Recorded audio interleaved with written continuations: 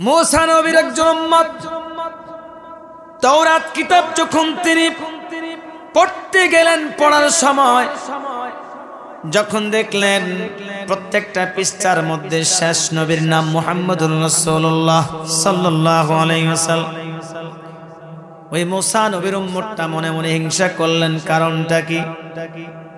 আমার নবীর উপরে নাজিলকৃত কিতাবের মধ্যে আর শেষ নবীর নাম আসবে কেন, মুহাম্মদ কেন আসবে? এবার তিনি সেটাকে কেটে দিলেন, কেটে দিয়ে চলে গেলেন, ঘুমায় গেলেন। ঘুম থেকে উঠে আবার যখন তাওরাত পড়তে আসলেন, যখন দেখলেন ওই যে কাটা, যেখানে মুহাম্মদের নামটা কাটা হয়েছে, এই কাটার কারণে আল্লাহ রাব্বুল আলামিন ওই তাওরাতের পৃষ্ঠার মধ্যে আরো একাধিক নাম, আল্লাহর নবীর নাম উঠাইয়া দিলেন। জোরে কেন সুবহানাল্লাহ। আমার নবীর নাম লিখে দিলেন যে তুমি কাটলা একটা, আমি আল্লাহ তার ডাবল করে দিলাম, কোনো লাভ নাই। আবারও কাটলেন, দুইটা নাম কাটলেন। কাটার পরে তারপরের দিন দেখলেন চারটা নাম উঠে আছে। কয়টা নাম? তারপরের দিন আবারও কাটলেন, আবারও দেখলেন চারটা নাম, ওই চারটা জায়গায় আটটা নাম উঠে গেছে। তাওরাতের একজন পাদ্রীর কাছে গেলেন, ওই যে হিংসা করে কাটলো, কারণ ওর নামটা কেন বারবার আসবে, ওই নবীর নাম কেন আসবে, আমার নবীর নামটা কোথায়, কেন বারবার নাই? কারণ আমার আল্লাহ বলেছেন, নবী পৃথিবীর জমিনে আপনাকে যারা ধ্বংস করতে চায়, আপনার প্রশংসার মধ্যে যারা বিনষ্ট করতে চায়, আপনাকে যারা ধ্বংস করতে চায়, আপনার নামটাকে ধূলিসাৎ করে দিতে চায়, কেউ পারবে না। কারণ কিয়ামত পর্যন্ত আপনার নামের ওই দেখাশোনার দায়িত্ব আমি রব্বুল আলামিন নিজ হাতে গ্রহণ করেছি, বলে সুবহানাল্লাহ। এটা কি এমন নবী? নবী নবী করে আর কত কাল আমি কাঁদব, নবী নবী করে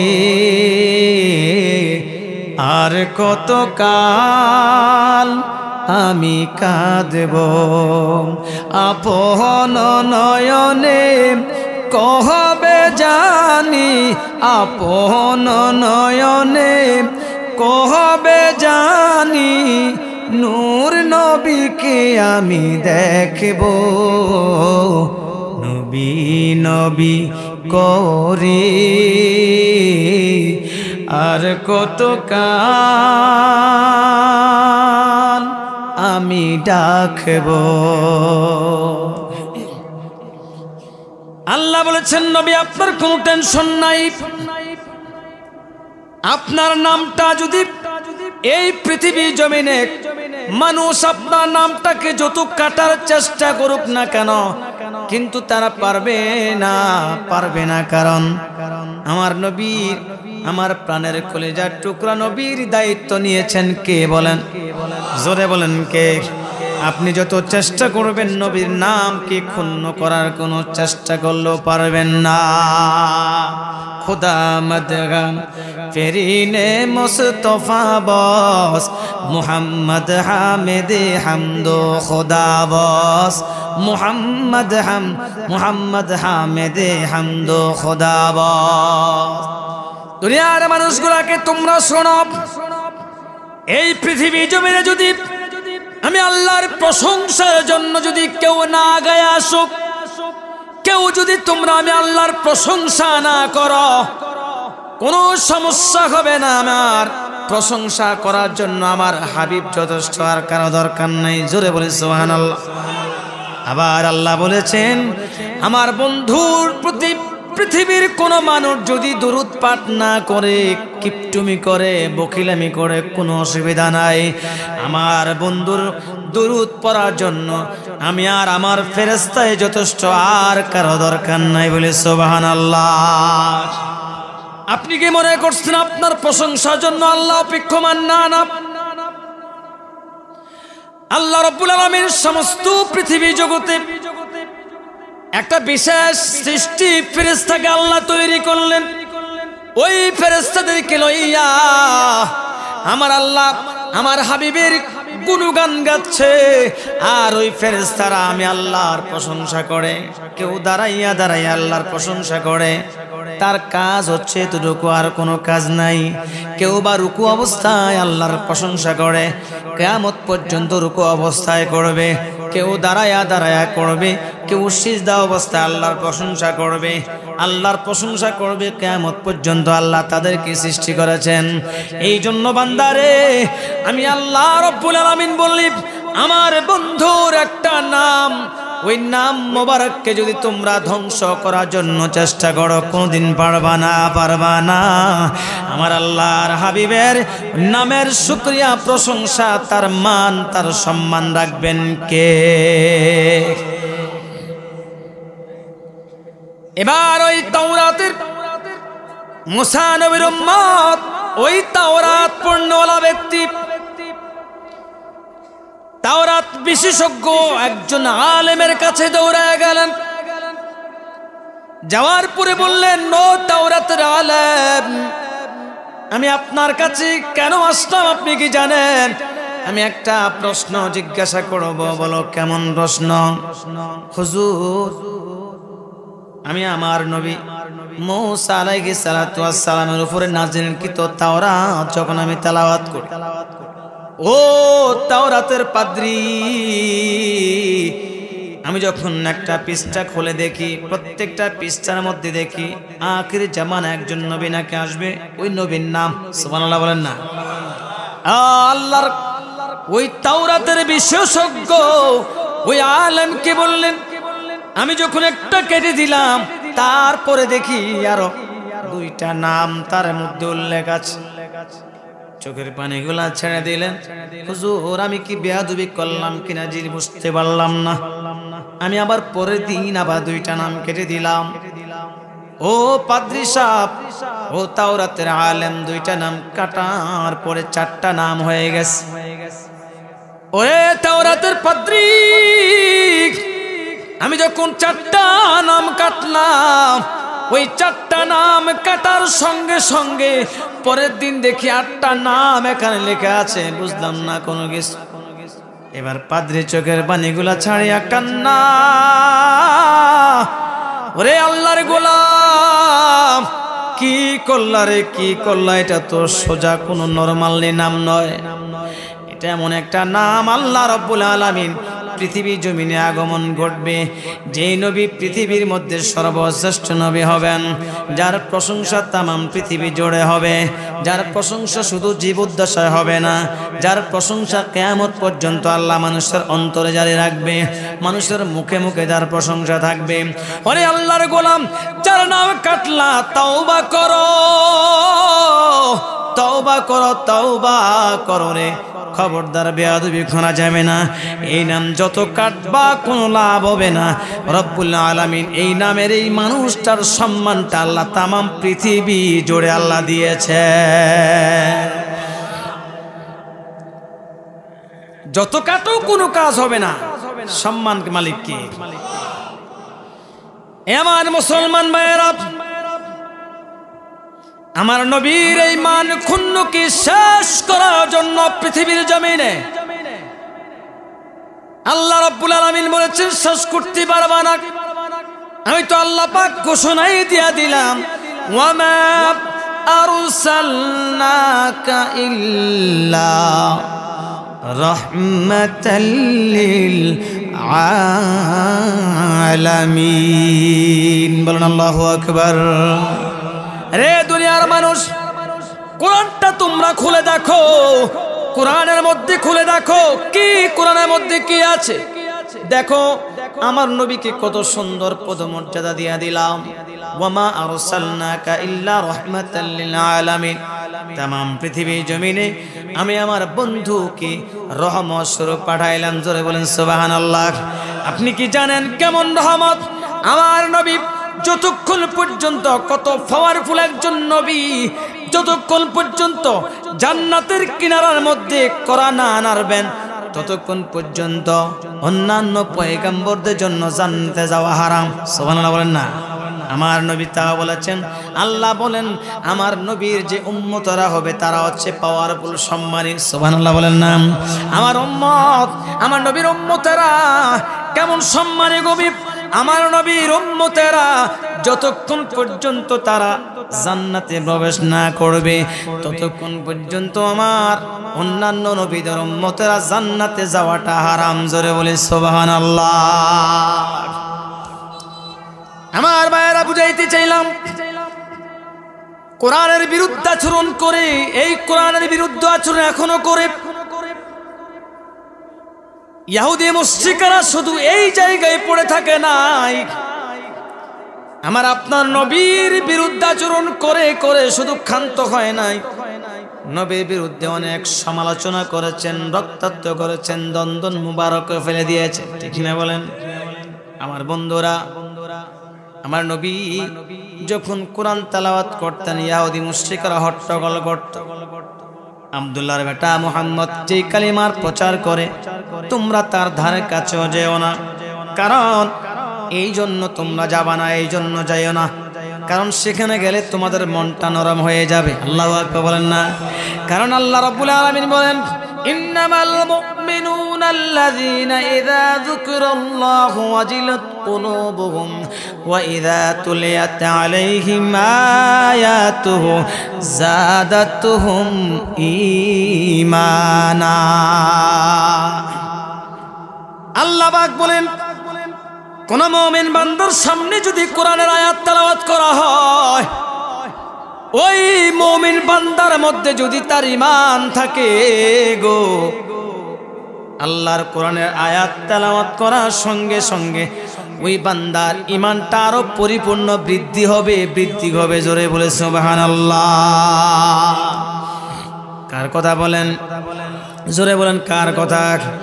এই জন্য আল্লাহ পাক বলেছেন বান্দারে যতভাবে তুমি পলিসি করো না কেন কোরআনটাকে কখনো ধ্বংস করতে পারবা না। এই কোরআনের হেফাজতের মালিক কে বলেন? জোরে বলেন কে মালিক?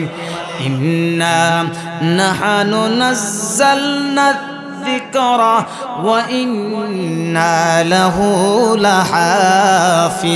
লাহাফিজুন। আল্লাহু আকবার।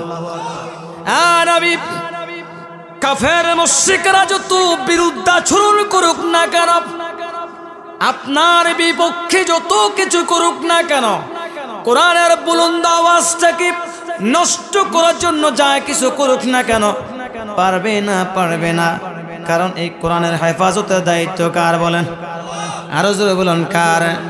আমার মুসলমান ভাইয়েরা, আল্লাহ পাক যা দায়িত্ব গ্রহণ করলেন, কিন্তু ইহুদিরা এখনো সেই ক্ষেপে আছে যে মুহাম্মদকে দ্বারা দুনিয়ার জমিনে বাঁচতে দিবে না। দুশ্মনী করছে কি বলেন? করেন নাই? জোরে বলেন। বনের পশু চিনল যারে, চিনল না মানুষ তারে। বনের পশু চিনল যারে, চিনল না মানুষ তারে। আল্লাহাদের ডাক দিলে তাই, আল্লাহাদের ডাক দিলে তাই, কাফের বেদিন পাথরে মারে, চিনল না মানুষ তারে। মানুষরা তখনকার আল্লাহ নবীকে চিনত না, বনের পশু পাখিরা আল্লাহ নবীকে চিনেছে, পাথর আল্লাহ নবীকে চিনেছে। আবু জাহেল একদিন সকাল বেলা নবীর কাছে কথা বলে কেন?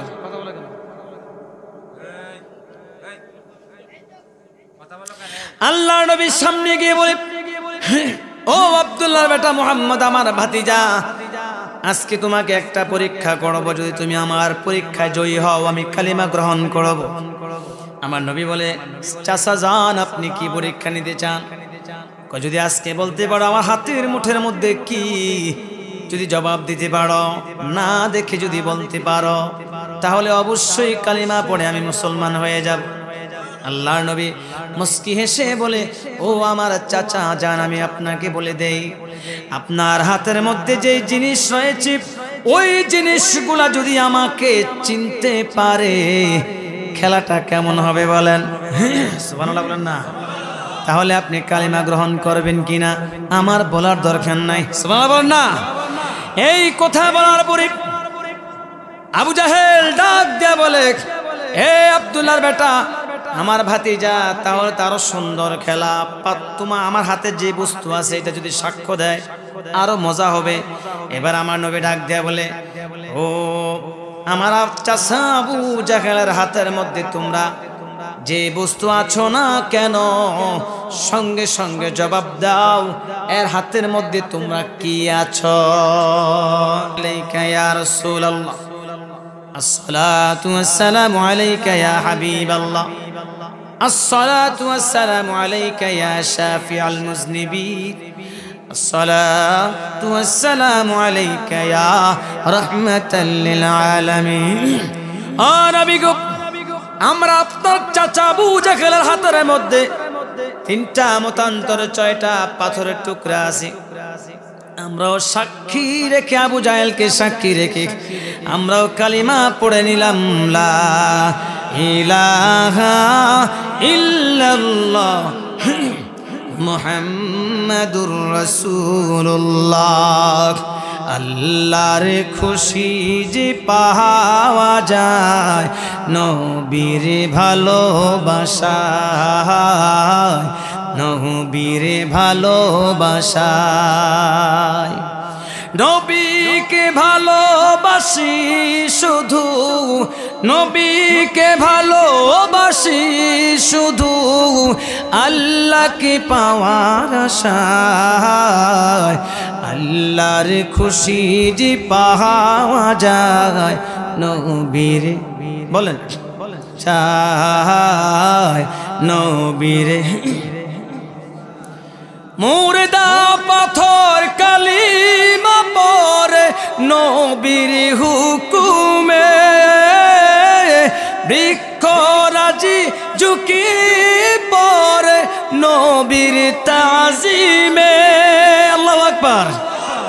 মুর্দা পাথর কালিমা পড়ে নবীর হুকুমে, বৃক্ষ রাজি ঝুঁকে পড়ে নবীর তাজিমে।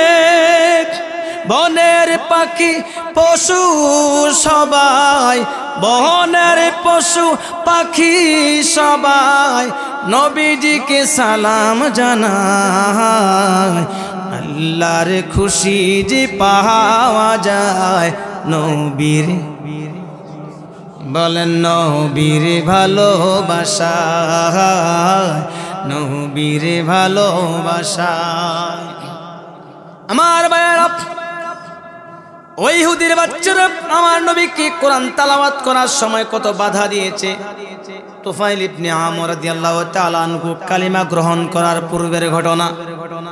আবু জাহেল ডাক দেন, ও তুফাইল আমের, তুফাইল ইবনে আমেরকে ডাক দেয়া বলে, মক্কার জমিনে আগমন করো, একজন আমার ভাতিজা মুহাম্মদ নতুন নতুন কালিমা আবিষ্কার করেছে। রে তুফাইল, তাড়াতাড়ি মক্কা জমিনের মধ্যে চলে আস।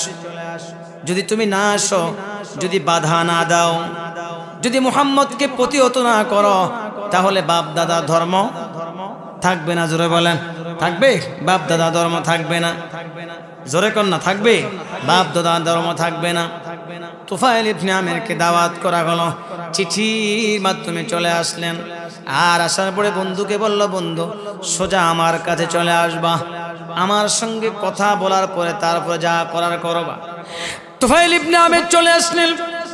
আসার পর আবু জাহেল ডাক দিয়ে বলে, তুফাইল রে, ও তুফাইল, তুমি কি জানো, তুমি কি জানো রে তুফাইল, আমার ভাতিজা এমন একটা বাণী সে পড়ে যেটা মানুষ শোনার সঙ্গে সঙ্গে পাগল হয়ে যায়। সুবহানাল্লাহ বলেন না।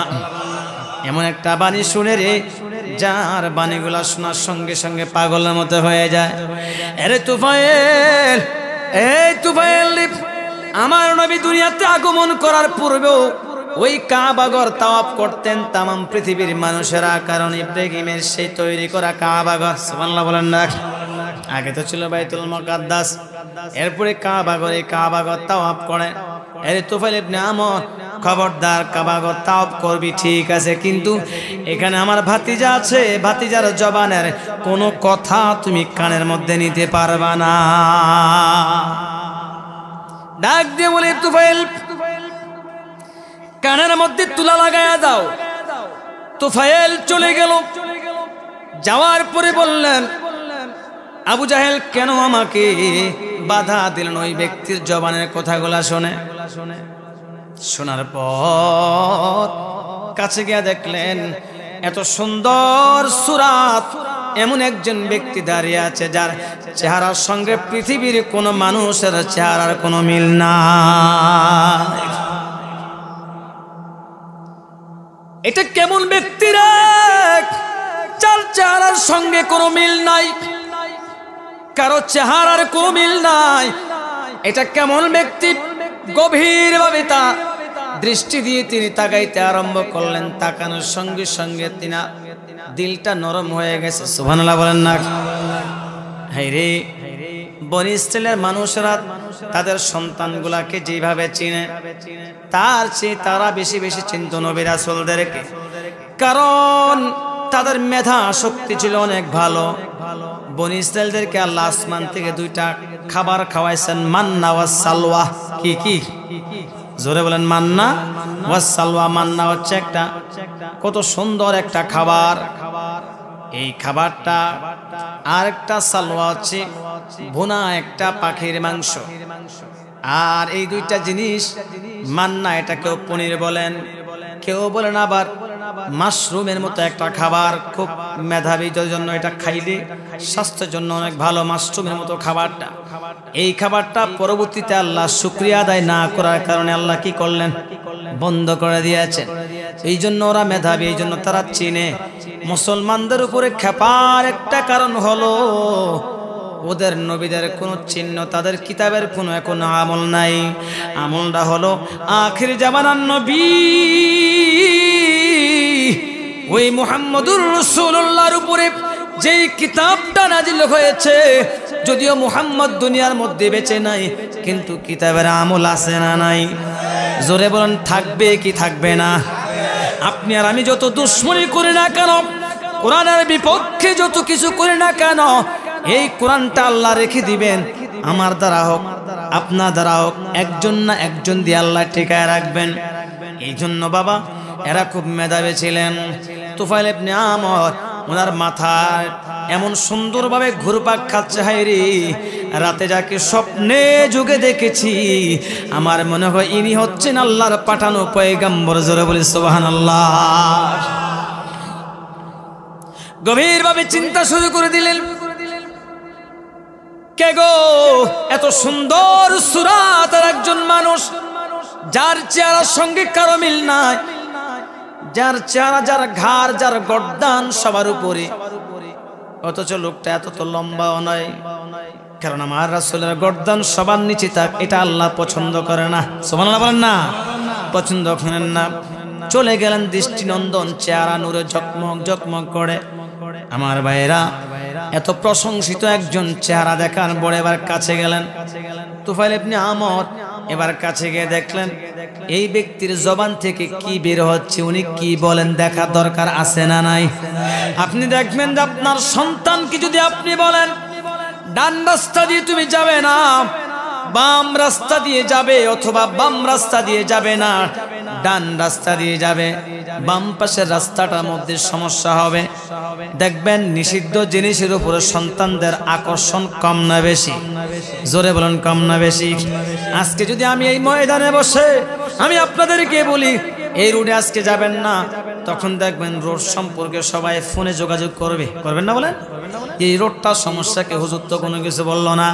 ঠিক তুফাইল ইবনে আমর কি আবু জাহেল ডাক দিয়া বলে, ও তুফাইল রে, ওনার সাথে কথা বলবা না, কাছেও যাইবা না, ওনার জবান থেকে যা বাড়বে, যা বের হবে তাও শুনবা না। কারণ কি? কারণ কি? ওনার কাছে গেলে তোমার মনটাকে কারিয়ে আনিয়া জাদু বানাইয়া তোমাকে মুসলমান বানাইয়া ফেলবে। তুফাইল ইবনে আমর ডাক দিয়ে একটু কাছে গেলেন, কাছে গিয়ে দেখলেন আমার নবী তেলাওয়াত করে আর রহমান আল্লামাল কুরআন খলাকাল ইনসানা আল্লামাহুল বায়ান الشمس والقمر بحسبان والنجم والشجر পারেন তো আলহামদুলিল্লাহ মাশাআল্লাহ আপনাদের জবান থেকে শুনলে কলিজা কেন আনন্দ পাওয়া যায় আলহামদুলিল্লাহ বলেন না কিন্তু অনেকে পারে আসলে এগুলা সচরাচর খুব কম এখন তো মুরব্বীরা আলহামদুলিল্লাহ এদিকে মুরব্বী দিকে দেখা যায় আপনারা এগুলো পারেন তালিম করেন নাকি আলহামদুলিল্লাহ অন্যান্য জায়গায় এরা এগুলো শুনে না এরা শুধুমাত্র হাইটা যায় ঘুরে থাকে কি বলেন নতুন নতুন গান টিভি পর্দায় দেখে আর বসে বসে চা খায় চা এক কাপ খায় আর 3 ঘন্টা বসে বসে সিরিয়াল দেখে কয় ঘন্টা কথা বলেন কয় ঘন্টা 3 ঘন্টা শুধু গপ আর গপ একটা সত্য কথা নাই উত্তর বাড়ির কথা এটা চেঁচাই আর টানতে টানতে দক্ষিণ বাড়িতে নেয় পশ্চিম থেকে এই শুরু করে পূর্ব পাশ পর্যন্ত নেওয়ার পরে শান্ত হয় এর মধ্যে আপনি পাবেন কয়টা সত্য একটা এটার গুণে সব মিথ্যা কথা 3টা ঘন্টা কাটায় দোকানদার মাঝে মধ্যে বেতাল কয় ভাই উড়েন না বসেন যে ছাড়তে মন চায় না টেয়া দিয়া থাকাই না কি কি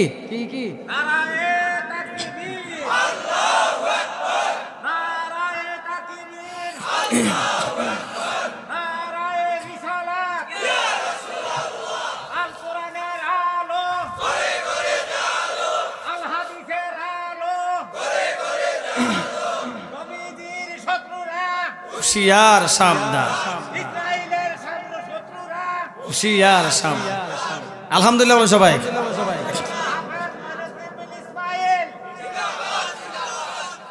মাশাআল্লাহ দেখছেন কি জজবা আলহামদুলিল্লাহ চিন্তা করেন এই 2-4টা জজবাওয়ালা যদি লইয়া রাস্তায় নামা যায় বলে নারাই তাকবীর দিয়া ওরে কোরআনের শত্রু আর নবীদের শত্রু সব দৌড়ায় ফেলাবে আলহামদুলিল্লাহ বলেন না কিন্তু এখন ওই মুরব্বীগুলা মাথা না আমগো এখন যুগ শেষ কি শেষ এটা একদম পেছনের মতো বসে থাকে অনেক জায়গায় যাই তো 3 ঘন্টা চিল্লাইয়া মুখে দিয়ে সুবহানাল্লাহ আনতে পারি না আর আলহামদুলিল্লাহ আপনাদের আসার পর থেকে সুবহানাল্লাহ চলতেছে বরকত দেন কে আজকের এই 3 ঘন্টা বসে বসে যতক্ষণ থাকবেন প্রত্যেকটা সেকেন্ডে নেক দিবেন কে তাহলে এই যে দোকানে বসে বসে কোরআন তেলাওয়াত না শুন না ওই যে সিরিয়াল আবার কিছু কিছু মা বোনেরা আছে এই এলাকাত মনে নাই কিছু কিছু মা বোনেরা আছে 2 থেকে 3 জন বসে একসাথে কয়জন এই মুলি সাহেবরা যদি একসাথে বসতে পারে মাশাআল্লাহ কার মাইয়া কিভাবে কোন দিক দিয়ে বাইরে গেছে কথা বুঝেন নাই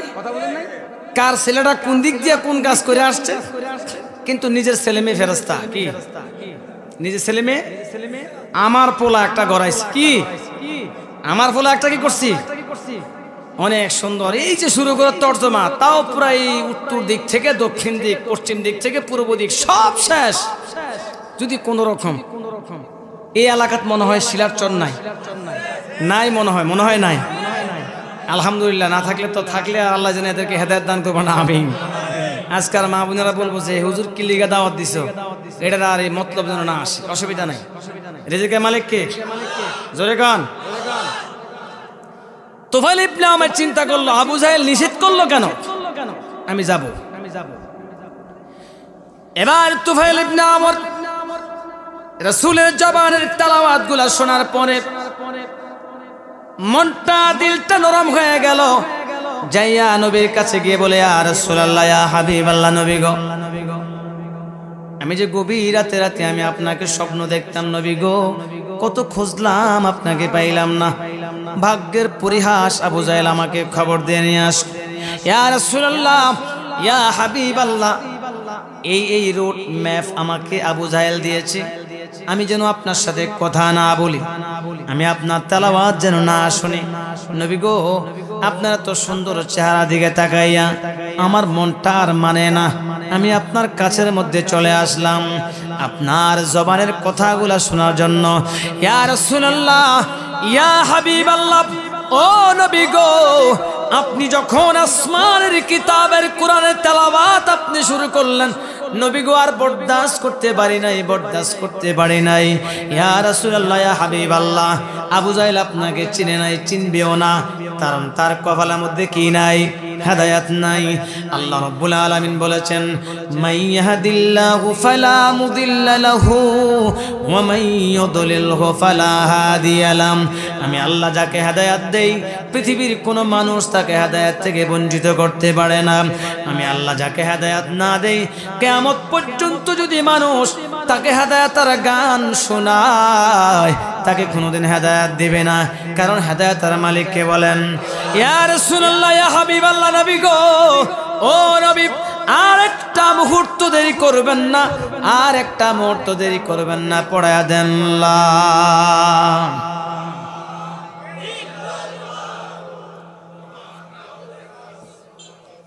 সাল্লাল্লাহু আলাইহি ওয়াসাল্লাম। কালিমা পড়ে ফেললেন। কি করলেন? এবার আস্তে আস্তে আসছে আবু জাহেলের সঙ্গে দেখা। কার সঙ্গে? আবু জাহেল এখন বসে বসে চিন্তা করে, কি ব্যাপার, পাঠাইলাম একরকম আর আসার সময় দেখি যে একটু ভিন্ন রকম। কি বলেন? গেল এক ধাঁস, আসলো ফিরে আরেক ধাঁস, এটা ব্যাপারটা কি? আবু জাহেল সন্দেহ হয়ে গেল। বুঝতে পারছি মুহাম্মদের জাদু লাগছে। সুবহানাল্লাহ বলেন না?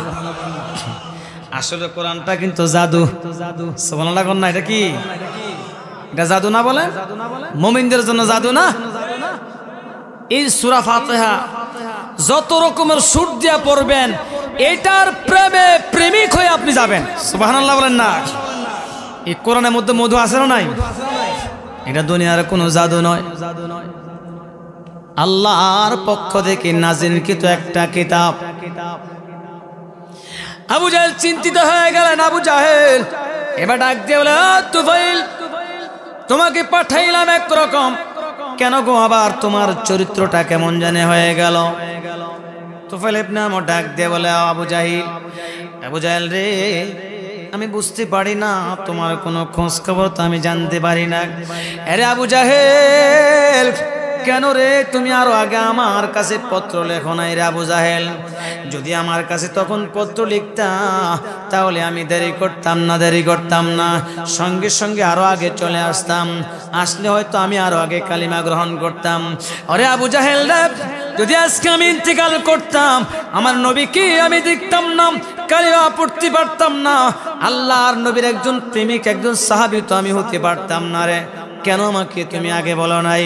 আরে আবু জাহেল, আমি চিনতে পেরেছি তুমি যাকে তার সাথে দেখা করতে নিষেধ করলা, উনি দুনিয়ার কোনো মানুষ নয়, আল্লাহর প্রেরিত রাসূল।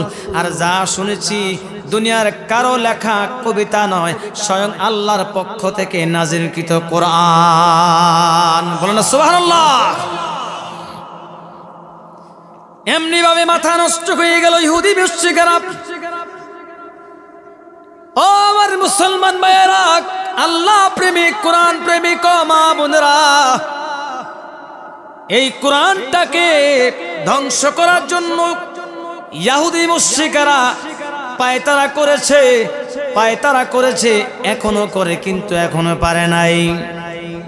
আমার রাসূলকে কত কিছু করেছেন, শেষ পর্যন্ত রাসূলের লাশ মোবারক নেওয়ার জন্য চেষ্টা করছেন, কি করেন নাই? বলে জোরে করেন নাই?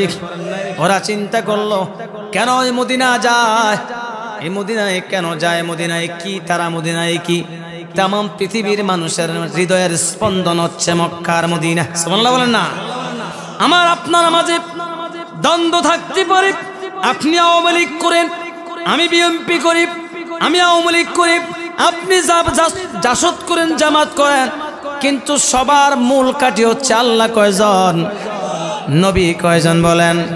আপনার মতের মধ্যে পার্থক্য আছে, কিন্তু নবীর সঙ্গে কোনো পার্থক্য নাই। আপনার মতামতের মধ্যে পার্থক্য আছে, আল্লাহর সঙ্গে কোনো পার্থক্য নাই।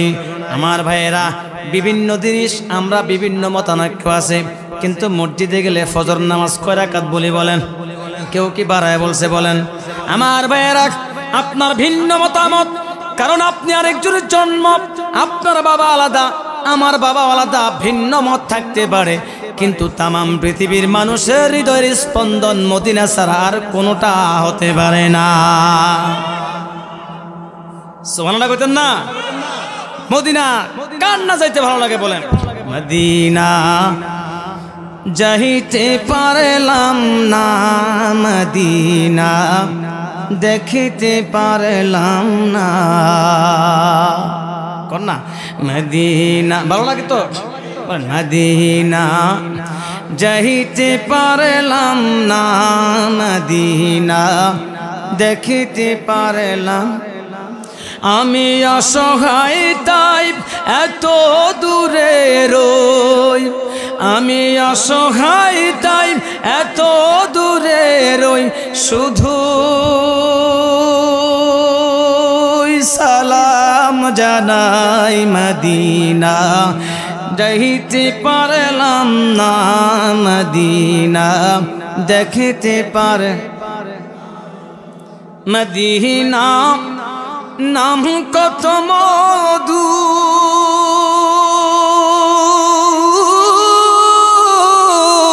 মদিনা আরে যে কত দূর। ওই মদিনার পথের ধুলি আমি, ওই মদিনার পথের ধুলি আমি, মাখতে পারলাম না মদিনা, যাইতে পারলাম না। আমি অসহায় তাই এত দূরে রই, আমি অসহায় তাই এত দূরে রই, শুধু সালাম জানাই মদিনা, দেখিতে পারলাম না মদিনা। আল্লাহ আমাদের যাওয়ার তৌফিক দান করুন না। আমার ভাইয়েরা, ইহুদি মুশরিকরা শুধু কোরআনের সঙ্গে দুশমনী নয়, মুসলমানদের সঙ্গে দুশমনী নয়, কাবার সঙ্গেও তারা দুশমনী করেছে। বাদশা আব্রাহা করছে কি করেন নাই বলেন? কিন্তু কাবা কি ভাঙতে পারছে বলেন? তারা শুধু কাবা পর্যন্ত সীমাবদ্ধ ছিল না, ওরা মদিনাকে টার্গেট করেছে। মদিনায় কেন মানুষ যাবে? যদি এই মদিনায় আমার নবী, আপনার নবী মুহাম্মদুর রাসূলুল্লাহ সাল্লাল্লাহু আলাইহি ওয়াসাল্লাম এখানের মধ্যে, এই রওজা শরীফের মধ্যে শায়িত আছে জিন্দা নবী। সুবহানাল্লাহ বলেন না? কেন গো মদিনায় যায়? ওই মদিনায় যখন আমার নবী জীবদ্দশায় যখন রাষ্ট্র পরিচালনা করতেন, তখন তাদের সঙ্গে আতাতে ছিল। তাদেরকে বলা হয়েছে, ইহুদিরা তোমরা তোমাদের ধর্ম পালন করো, আমরা আমাদের ধর্ম পালন করি, কিন্তু তোমাদের সঙ্গে কোনো বিবাদ হবে না, ঝগড়া হবে না। কারণ মুসলমানদের অন্তর নরম, দিলটা তাদের নরম, মুসলমান করার সঙ্গে ঝগড়া করে কম, এরা মানুষকে ক্ষমা করতে ভালোবাসে। কিন্তু ইহুদির বাচ্চারা, ইহুদির জাত যারা, তারা মরতে রাজি আছে, মুসলমানদের সঙ্গে আপোষ করতে রাজি হয় না। হয় বলেন? যদিও ইহুদির বাচ্চাদের অন্তরে আল্লাহর প্রেমিক, আল্লাহর ভয় থাকতো, মুসলমানদের জন্য মায়া হতো, ওই ফিলিস্তিনকে আক্রমণ করতো না, ঠিক না বলেন? ওই ফিলিস্তিনকে আক্রমণ করতো না, কিন্তু তাদের মায়া নাই, তাদের দয়া নাই। আমার রাসূল বলেছেন, ইহুদিরা আজীবন শত্রুতা পোষণ করবে। আমার ভাইয়েরা, এবার ইহুদিরা শত্রুতা শুরু করলেন যে মদিনায় যদি রাসূলকে নেওয়া যায়, রাসূলের লাশ মুবারক, দেহ মুবারক যদি এখান থেকে বের করে নেওয়া যায়, তখন আমরা তাদেরকে বলবো, কেন মদিনায় যাও? মদিনায় তো রাসূল নাই। কি তোমরা এমনি কেন যাও? মদিনার মধ্যে রওজাতে রাসূল নাই। একটা বিভ্রান্ত লাগায়া দিবে, তখন এই মাজারটা ভাঙতে হবে টেস্ট করার জন্য, ঠিক কিনা বলেন? এই জন্য একটা চক্রান্ত শুরু করলেন।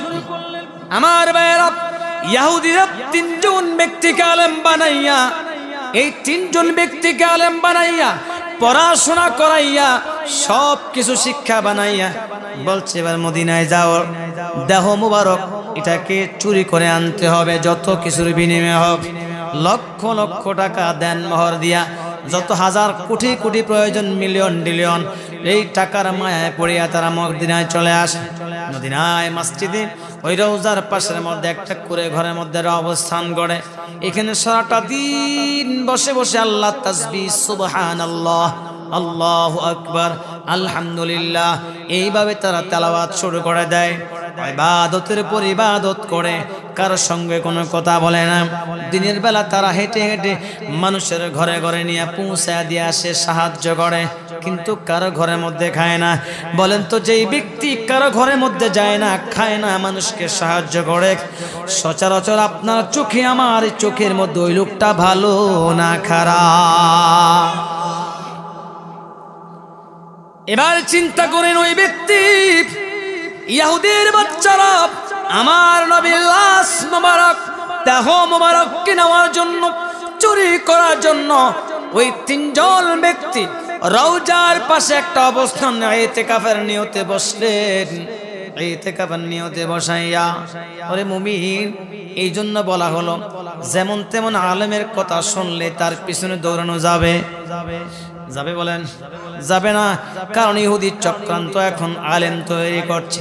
আপনি প্রশাসনের মধ্যে যান, সেখানেও ইহুদির চক্রান্ত আছে না নাই বলেন? বিচার কার্যে যান, সেখানেও আছে। সমাজ পরিচালনা যান, সেখানেও আছে না নাই বলেন? মসজিদে যান, মাদ্রাসায় যান, বাজারে যান, তাম পৃথিবীর যেই কোন জায়গায় যাইবেন, প্রত্যেকটা সেক্টরের মধ্যে ইহুদিরা আছে না নাই বলেন?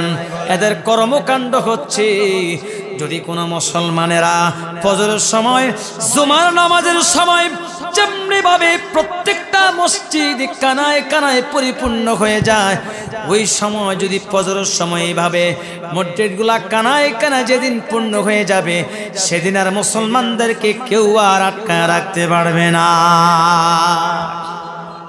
কেউ পারবে? আর এখন ফজরের সময় কিন্তু মাঝে মধ্যে ইমাম সাহেবের পেছনে দুইজন লোক থাকে, এরকম আছে না নাই? আছে না?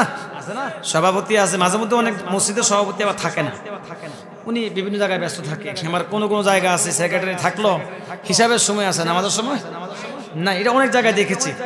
কিন্তু আমার মসজিদে আলহামদুলিল্লাহ পুরাটা স্টাফে নামাজ পড়ে, আলহামদুলিল্লাহ বলেন না? হ্যাঁ, পুরা স্টাফে। আজকে আমি কমিটি গঠন করেছি, ওনারা আমি প্রচার করেছি যে নতুন নতুন যারা আসছে আলহামদুলিল্লাহ নামাজি, আমার সভাপতি আজান দিতে পারে, কি সুন্দর। কিন্তু কোনো কোনো মসজিদের সভাপতি যেগুলো আছে, এদেরকে কোন জায়গায় জানি একবার বললাম যে কমিটির লোক যেটা একামত দেন, উনি শুরু করছে হাইয়া আলাল ছেলে, হাইয়া আলাল ছেলে, হাইয়া আলাল ফেলে, হাইয়া আলাল ফেলে, আতু কাতু মাস সালাহ, কি আতু কাতু মাস সালাহ। আসলে ওনার তালিম নাই, কি নাই? এই লোক যদি সভাপতি হয়, মসজিদের আল্লাহর ঘরের মর্যাদা থাকবো? কি বলেন, থাকবে? বের হয়ে আসতো।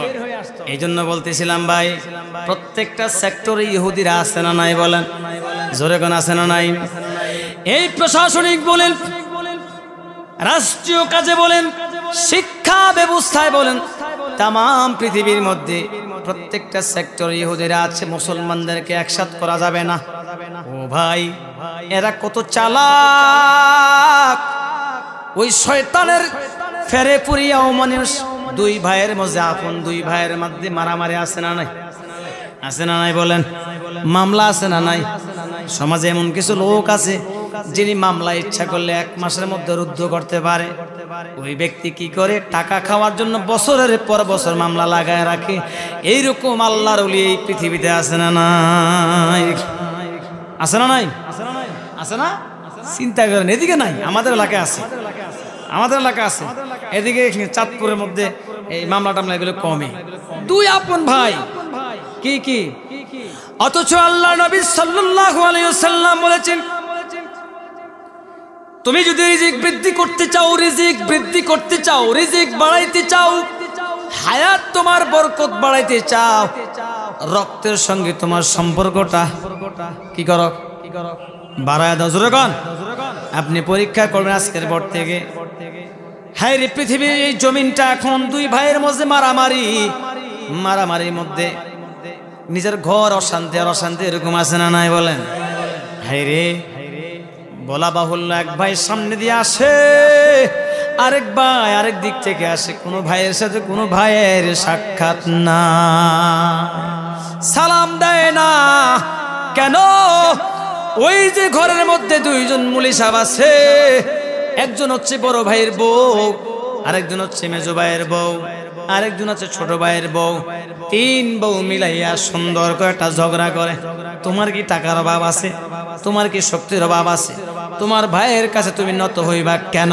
এই কেনটা আজকে আমাদের সংসার গুলাকে ধ্বংস করে দিছে, ঠিক কিনা বলেন? আমার ভাইয়েরা বলতেছিলাম, ওই তিনজন ইহুদিকে মদিনায় পাঠায় দিলেন। ওই তিনজন ইহুদিরা দিনের বেলা সৎকা করে, আমার আপনার চোখে ওরা কিন্তু ভালো, রাতের বেলা এরা ইবাদত করে, কিন্তু গভীর রজনীতে বসে বসে এরা যেখানে বসে মুসাল্লায় বসে জানাজা এটা জানে নামাজ বসাইয়া সেজদা করে, এটার নিচে কিন্তু একটা সুড়ঙ্গ আছে।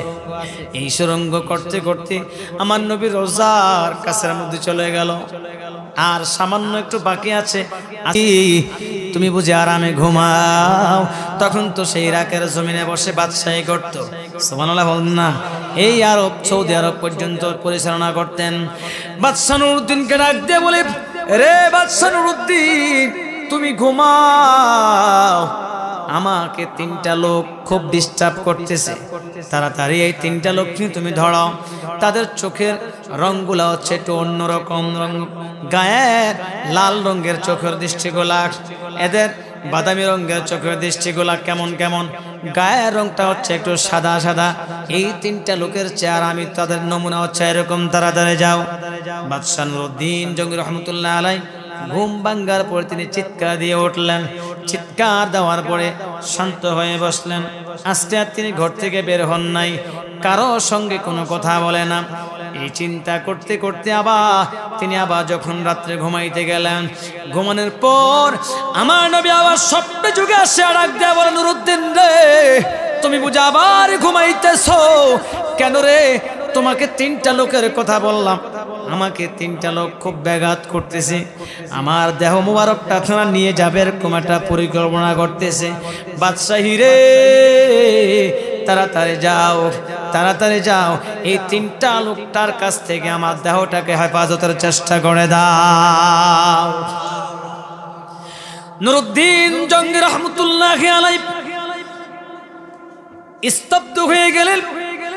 কি দেখলাম? আবার বুক ফেটে কান্না আরম্ভ করলেন। করার পরে বলে, আল্লাহ, রাতের বেলা আমি যে তিনটা লোক আমাকে দেখাইলে চেহারা আমার রাসূল, এটার হাকিকত কি আমি জানি না, আমার এখন কি করা উচিত? আজকে রাতেও একই স্বপ্ন দেখাইলেন। এবার আমার রাসূল নুরউদ্দিনকে ডাক দেয়া বলে, নুরউদ্দিন রে, তুমি বুঝি শোনো না, এক এক করে তিনটা রজনী পর্যন্ত তোমাকে আমি দেখাইলাম, তুমি বুঝে আমাকে এই তিনটা লোক থেকে হেফাজত করবা না? বাদশাহ নুরউদ্দিন চিৎকার মেরে লাফাইয়া লাফাইয়া উঠলেন, কান্নার কান্না। চলে গেলেন একজন মুফতির কাছে, গিয়ে বললেন, ও মুফতি সাহেব, এই ঘটনা আমার স্বপ্নের তাবির গুলা ডাক দিয়া আমার তাবির গুলা বলে দেন। এবার মুফতি সাহেব চিৎকার মেরে বলেন, নুরউদ্দিন, ও বাদশাহ মহারাজ, কেন গো আপনি দেরি করছেন? আর দেরি করবেন না, দেরি করবেন না, তাড়াতাড়ি আজকে রাতের মধ্যে মদিনায় মুনাওয়ারা গিয়ে আপনাকে উপস্থিত হতে হবে। এটা ইহুদির চক্রান্ত, তাড়াতাড়ি চলে যান। এবার বাদশাহ নুরউদ্দিন 16,000 সৈন্য লইয়া, মতান্তরে এক পেশ বেশি হতে পারে, কম হতে পারে, চলে গেলেন মদিনার পয়েন্টে। মদিনার পয়েন্টে সৌদি আরব গিয়ে বললেন, এই মদিনার সকল গেটগুলা বন্ধ করা দাও। সুবহানাল্লাহ বলেন না, জোরে কন্যা সুবহানাল্লাহ। মদিনার কোনো গেট খোলা হবে না, বড় বড় গেটগুলা বাদশার হুকুম মানতে হবে। সঙ্গে সঙ্গে কেউ ঢুকতেও পারবে না, কেউ বের হতে পারবে না, সব গেটগুলা বন্ধ করে দাও। চেক পোস্টের মধ্যে সব পাহারাদার রক্ষী বাহিনী দাঁড়িয়ে আছে। এবার ঘোষণা দিলেন, মদিনার কাছে এক পাশে গিয়ে ডাক দিয়ে বললেন, ও মদিনাবাসী রে, আমি বাদশাহ নুরউদ্দিন জঙ্গি রহমতুল্লাহ আলাইহি বলছি। আমি এই বাদশাহ হয়েছি, আমার একটু মনের একটা আরজু, আমি এই মদিনার প্রত্যেকটা মানুষগুলাকে একটা বেলা মেহমানদারি করার জন্য মদিনায় আসলাম, কেউ যাইবা না, সবাই থাকো, অন্তত একটা বেলা মেহমানদারি করার সুযোগ আমি নুরুদ্দিনকে দাও। কি করাবেন বলেন, জোরে কন না। মেহমানদারি আসলে দিকে মেহমানদারের সুন্নাত, মতলবে মেহমানদারি খুব বেশি হয়। আলহামদুলিল্লাহ বলেন না।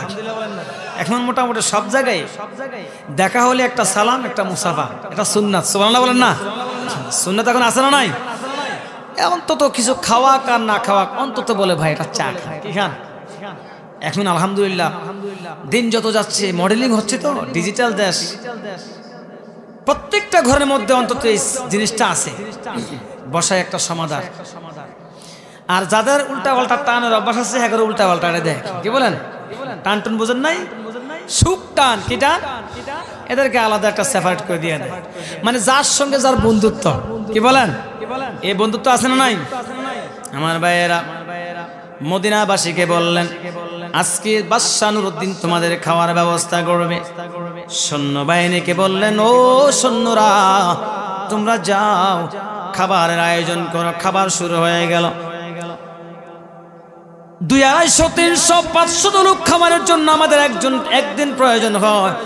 রাতের বেলা পাক শাক করা হয়, দিনের বেলা খাওয়া একদিন শেষ। এবার বলেন মদিনার ওই জায়গার মধ্যে কম হবে না বেশি হবে বলেন? খাওয়াইতে খাওয়াইতে 15, 16, 17 দিন হয়ে গেল। এবার বাদশা নুরুদ্দিন ডাক দিয়ে বলে, যেই লোকেরা আসে বাদশার সঙ্গে দেখা করে, কিন্তু রাতের গভীরে স্বপ্নে দেখা 3 জন, ওই ব্যক্তির চেহারার সঙ্গে কারো চেহারার এখনো মিল না।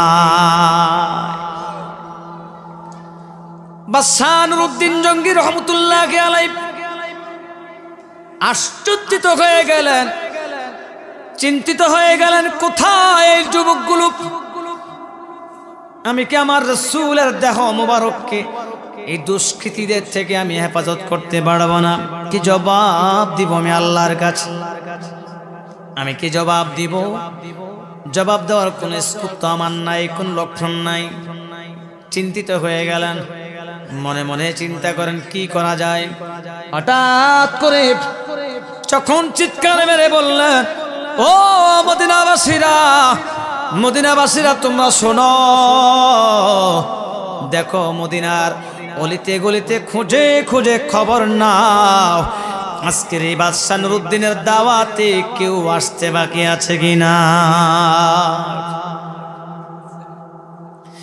বাদশা নুরুদ্দিনের এই ঘোষণা শোনার সঙ্গে সঙ্গে একজন মদিনাবাসী ডাক দিয়ে বলে, ও বাদশা মহারাজ, 3 জন ব্যক্তি আছে মদিনার পাশে রওজা মুবারকের পাশে।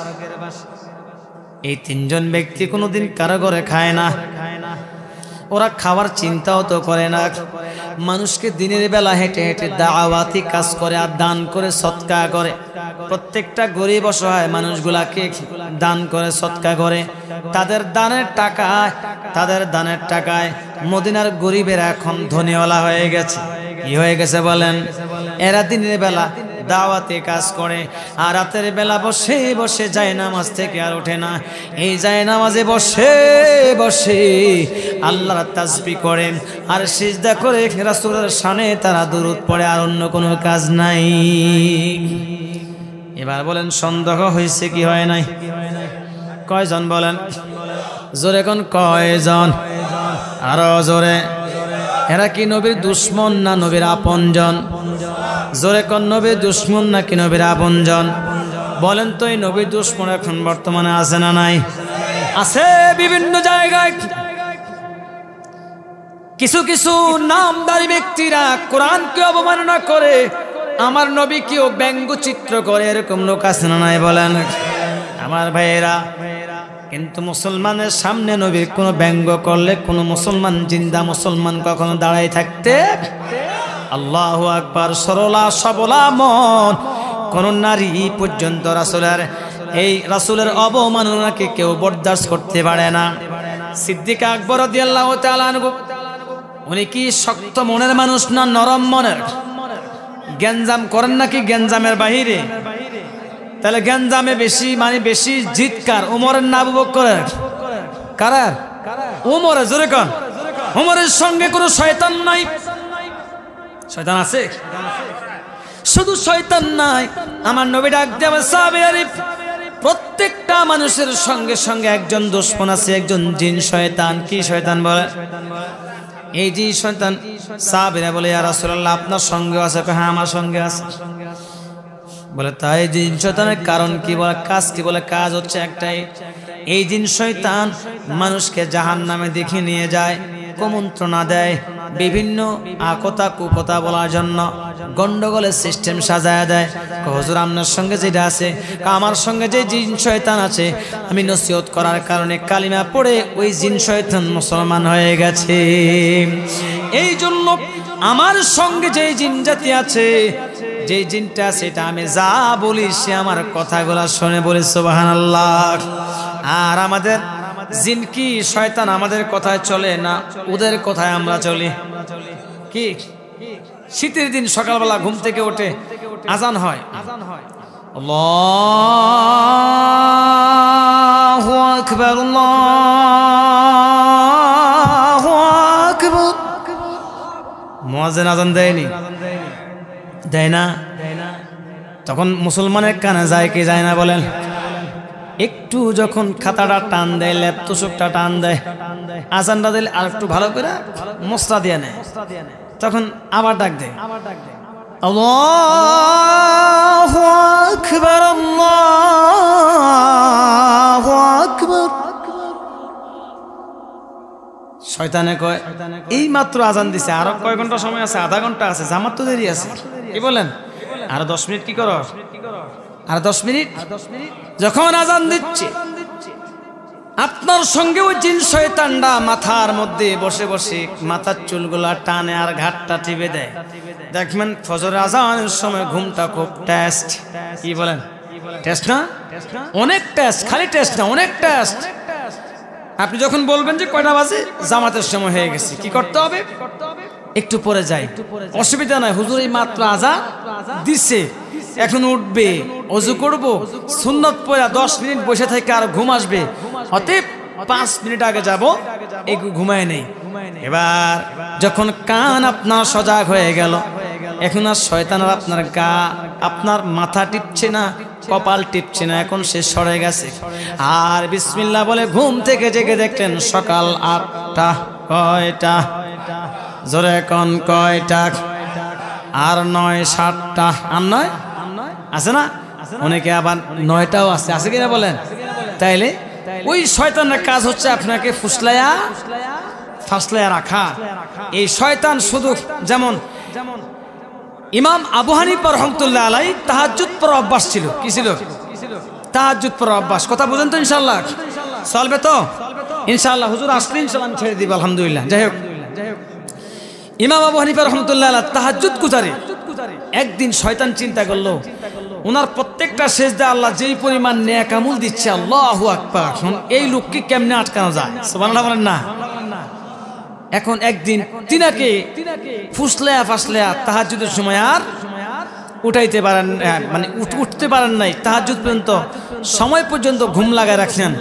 যখন শুধু কানে আসছে কি আসসালাতু খায়রুম মিনান নাওম, ঘুমের চেয়ে কি ভালো, এই শব্দটা যখন কানে আসছে, তিনি কাঁপতে কাঁপতে ফুফাইতে উফাইতে কান্না করতে করতে উঠে গেলেন, আল্লাহ কি করলাম আমি? শয়তানের ফেরে ফেরে আজকে আমি নফল ইবাদত তাহাজ্জুদ পড়তে পারি নাই। কি বলেন? তাহাজ্জুদ পড়তে পারি নাই।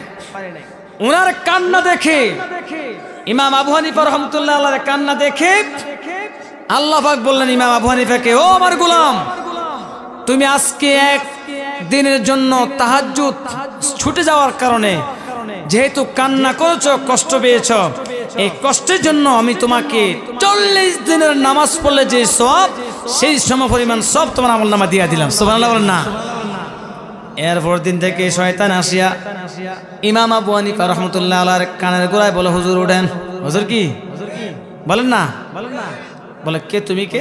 আমারে তো উপকার করলা, কা আমারও উপকার নাই। আমি কে জানার দরকার নাই, আমি হচ্ছে ইবলিস। বলে তোমার কাম তো হচ্ছে মানুষকে ডিস্টার্ব করা। কয় না হুজুর, আকল হয়েছে। কি হয়েছে? একদিন আপনাকে ফুসলে ঘুম লাগানোর কারণে আল্লাহ আপনাকে 40 দিনের ইবাদতের নামাজের সব আপনার আমলনামা দিয়ে দিয়েছে। সুবহানাল্লাহ। অতএব একদিনেরটা পড়েন, একদিনে আসুন। বেশি লাভ করতে গিয়া আমার ভাইয়েরা, 3 জন যুবক মনে আছে কিনা বলেন? এবার 3 জন যুবকের কাহিনী এবার ছুটে আসলেন। বলেন তাদেরকে আসতে বলো। এরা যুবকেরা, তোমাদেরকে ডাকা হচ্ছে, আমাদের বাদশাহ মহারাজ যাচ্ছে তোমাদেরকে খাওয়ানোর জন্য। আমরা দাওয়াত খাই না, আমরা দুনিয়ার কারো হাতের খানা। চিন্তা করেন কত বড় আল্লাহ ওয়ালার ভিতরে ভিতরে কি দুশ্মনী। বলেন কি? বলেন তো এরকম আল্লাহ ওয়ালা আছে না নাই? কত হাজী সাহেবেরা মাথার মধ্যে পাগড়ি বানাইয়া লম্বা তসবিহ লইয়া রাস্তায় হাঁটে আর কয় সুবহানাল্লাহ সুবহানাল্লাহ। আর সুযোগ পাইলে ধান খেতে আইল গিয়া ঠেলিয়া আরেকজনের ক্ষেতের মধ্যে না, এরকম আছে না না? কত হাজী সাহেব রয়েছে লম্বা জুব্বা মাথায় কাত গায়ে দিয়া তসবিহ হাতে লইয়া সিফার মধ্যে গিয়া বলে ভাতিজা, আমি হজ করতে গেছিলাম, তোমার লগে দেখা হয়েছে না কিন্তু?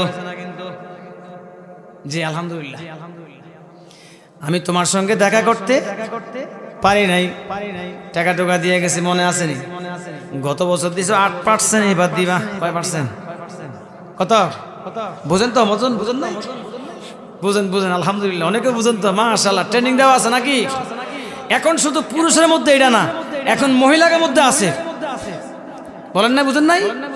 তাইকে বলে দে নাকি? ওই যে গত বছর দিছো 8 টাকা, এবার দিবা 9 টাকা। কত?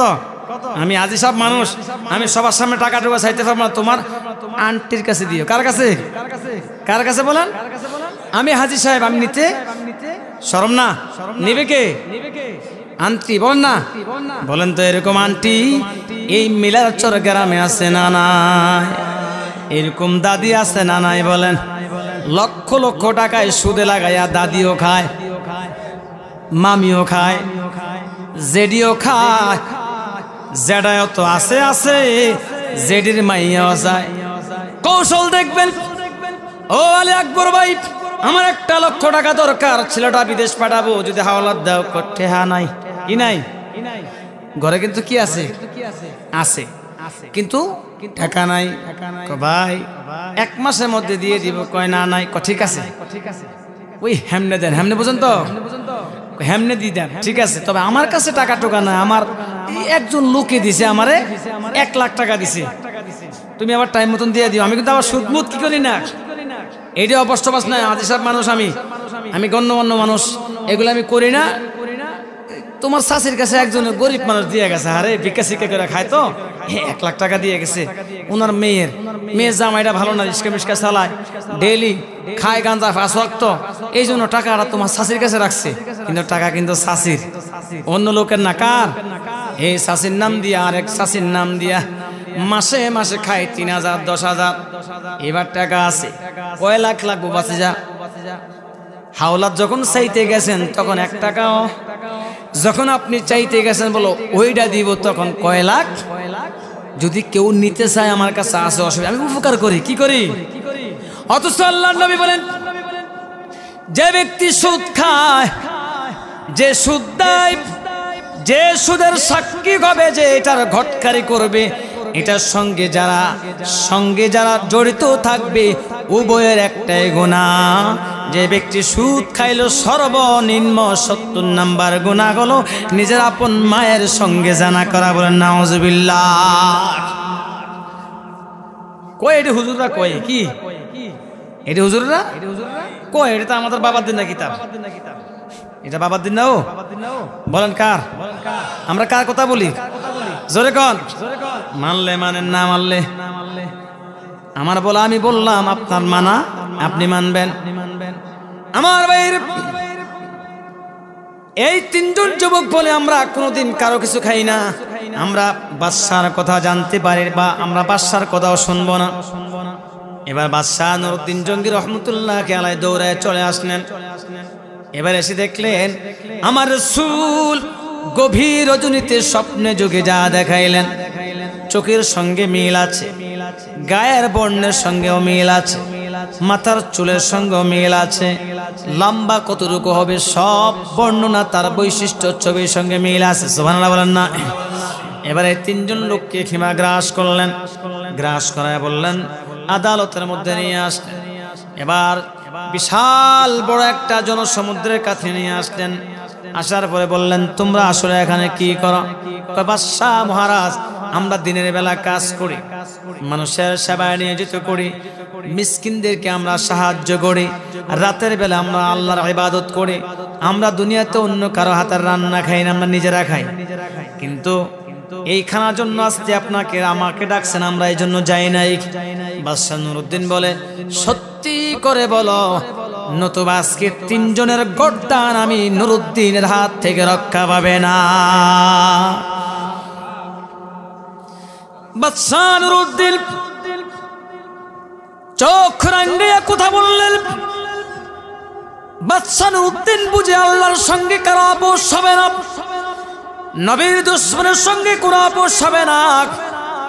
ওই যে আবু বকর সিদ্দিক রাদিয়াল্লাহু তাআলা আনহু, একজন তার বন্ধু ইহুদি ছিল, ইহুদি বন্ধু আবু বকরকে গালি দিয়েছেন, মাত্রে নাই, কথাও বলে নাই।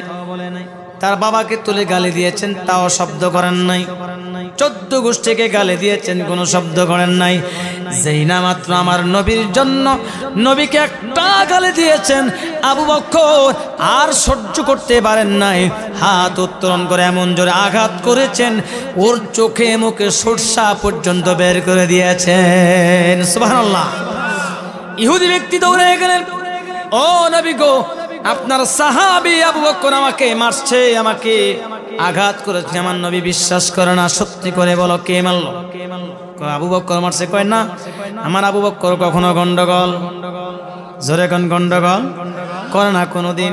কয় না, এটা ওমর না, সত্যি করে বলো এটা ওমর তোমাকে মেরেছে। কারণ ওমর যখন রাস্তায় হাঁটিয়া যায়, ওমরের উলঙ্গ তরবারি তখন সাথে থাকে, শয়তানও ওমরের সঙ্গে আসে না। ওমরের চেতা বেশি। আসলে মারছে কে? কয় না, হুজুর আবু বকর মারছে। আমার রাসূল বিশ্বাস করতে পারে না। আবু বকরকে ডাক দিয়ে নিয়ে আসলেন, আবু বকর আসো, এই ইহুদিকে কি তুমি মারছো? কয় হুজুর আমি মেরেছি। সুবহানাল্লাহ বলেন না। মারছে কে? আবু বকর বলে আমি মেরেছি। কে মেরেছে? আবু বকর মেরেছে। আমার রাসূল বলে আবু বকর কোথাও মনে ভুল হচ্ছে, তুমি সত্যি করে বলো ইহুদি কি মেরেছে? কয় হুজুর আমি মেরেছি, কোনো মিথ্যা বলি না, কারণ মুসলমান জীবনে কোনোদিন মিথ্যা কথা বলতে। বলেন তো এখন আমাদের ঘরে মিথ্যা কথা আছে না নাই? জোরে কোন আছে না নাই? একটু দূর শিবেন আল্লাহুম্মা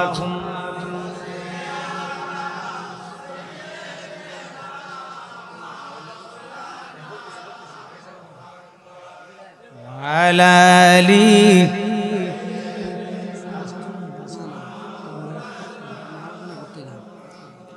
কাহার জন্য কাদরে মন, কে আছে তোর আপনা? বিপদের ওই বন্ধু যিনি শুয়ে আছেন মদিনায়। আল্লাহুম্মা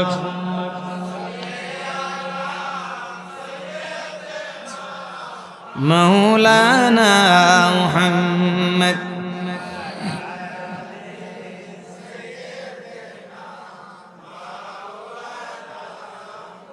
আমরা গুনাহগার কেমনে হব পার, আমরা গুনাহগার কেমনে হব পার।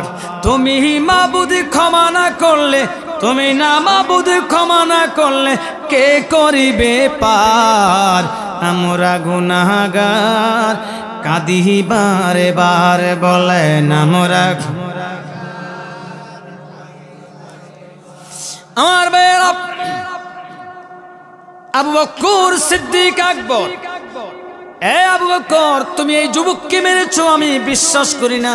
ইয়া রাসূলুল্লাহ, ইয়া হাবিবাল্লাহ, নবী গো, ও নবী আমি তাকে মেরেছি। কয় কেন মেরেছে? ইয়া রাসূলুল্লাহ, ইয়া হাবিবাল্লাহ, এই লোকটা আমাকে গালি দিয়েছে, আমি কোনো উত্তর দেই নাই। আমার বাবাকে গালি দিয়েছে, আমি তা উত্তর দেই নাই, কোনো প্রতিবাদ করি নাই। আমার 14 গোষ্ঠী নিয়ে বংশ নিয়ে গালি দিয়েছে, মন্তব্য করেছে, আমি কি করি নাই? কোনো জবাবও তার সঙ্গে দেই নাই। ইয়া রাসূলুল্লাহ, ইয়া হাবিবাল্লাহ, নবী গো, যেই না মাত্র আপনার নামে একটা মন্তব্য করেছে ইয়া রাসূলুল্লাহ, আমি আর স্থির থাকতে পারি নাই, আমি আর ধৈর্য রাখতে পারি নাই, আমি সহ্য করতে পারি নাই। আপনি জানেন আবু বকর শান্ত মেজাজের, আবু বকর কখনো কারোর সঙ্গে ঝগড়া যায় না, আবু বকর কখনো কাউকে আঘাত করে না, নিজে আঘাত খেয়ে আসে কিন্তু উল্টা কাউকে আঘাত দেয় না।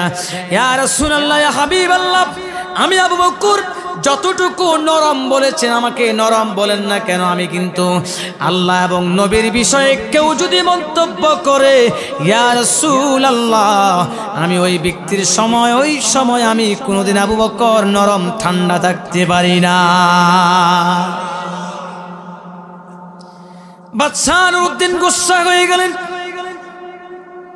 চোখ রাঙিয়ে গেল। কেন এত বড় স্পর্ধাওয়ালা তিনজন ব্যক্তি আমার নবীর দেখো মোবারক যদি তারা নিতে পারে, তাহলে মুসলমানদের কলিজার স্পন্দন ওই জায়গাটা খালি হয়ে যাবে। রাসূলের দেহ মোবারক কোথায় নিবে আমরা তো জানতাম না, জানতাম বলেন। বাদশাহ ওই নুরউদ্দিনের মাথাটা একদম গরম হয়ে গেল। সত্যি করে বলো, তোমরা কোথা থেকে আসছো, কে তোমাদেরকে পাঠিয়েছে, তোমাদের উদ্দেশ্য কি? আজকে যতক্ষণ না বলবা ততক্ষণ তোমাদেরকে ছাড়া হবে না।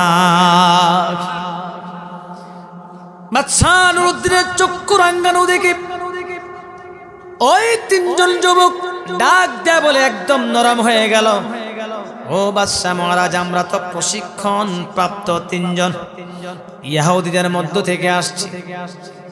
আমার ভাইয়েরা, বাংলাদেশেও কিন্তু আছে, বিভিন্ন জায়গায় জায়গায় আছে। আলেম বানাইয়া বানাইয়া গোয়েন্দা সংস্থার মধ্যে এদেরকে পাঠায়া দেয়। এদেরকে পাঠাইয়া ইহুদিরা শুধুমাত্র মানুষকে তারা পণ্ডিত বানায় নাই, শকুন তো চিনেন, শকুন, এই শকুন পর্যন্ত তারা ট্রেনিং দিয়ে রেখেছেন। এদের একটা লোক কোথায় ইন্তেকাল করেছে, তার লাস্ট কোথায় পাওয়া যাবে, শকুনের পায়ের মধ্যে ক্যামেরা ফিট করে দেয়। শকুন যায়, যেখানে যায় সেখানে ওই ক্যামেরার মধ্যে লাশটা দেখলে ওই জায়গাটা তারা ঘরে বসে বসে শনাক্ত করে, তারপরে তার লাশটা নিয়ে আসে। ইহুদিদের চক্রান্ত খুব ভয়াবহ চক্রান্ত। ইহুদিরা জানে ওই ইহুদির বাচ্চারা যখন ফেরাউন নিজেকে খোদা দাবি করেছে, বলেছিলেন আনা রাব্বুকুমুল আলা, আমি হচ্ছে বড় খোদা। বলেন তো এমন বড় খোদা কই আছে? মিশরের ন্যাশনাল মিউজিয়ামের মধ্যে আছে না নাই? নমরুদ নিজেকে খোদা দায়িত্ব দাবি করেছিলেন। ওই নমরুদ শেষ পর্যন্ত জুতার বাড়ি খায়া মরছে। কিসে মরলে? নমরুদ চিনছেন তো? ওই নমরুদ বলেছিলেন আমি তো বড় খোদা, ইব্রাহিমকে আগুনে ফেলাইছে, ইব্রাহিমকে আগুনে ফেলাইছেন। নমরুদে মূসা ফেরাউন মূসা নবীকে কষ্ট দিয়েছেন কি দেন নাই বলেন? ইহুদিরা বলছিলেন ওই ফেরাউনকে, ফেরাউন শিক্ষা ব্যবস্থা বন্ধ করে দাও 40 দিন পর্যন্ত, 40 বছর পর্যন্ত যদি বন্ধ করতে পারো তাহলে দেখবা সব তোমাকে খোদা মানবে আর শিক্ষা থাকবে না, ওরা আল্লাহকেও চিনবে না। এরকম ঠিক ঠিক কিনা বলেন? ওই নমরুদ খোদাইত্ব দাবি করেছে, তার সামনে ইহুদিদের চক্রান্ত ছিল।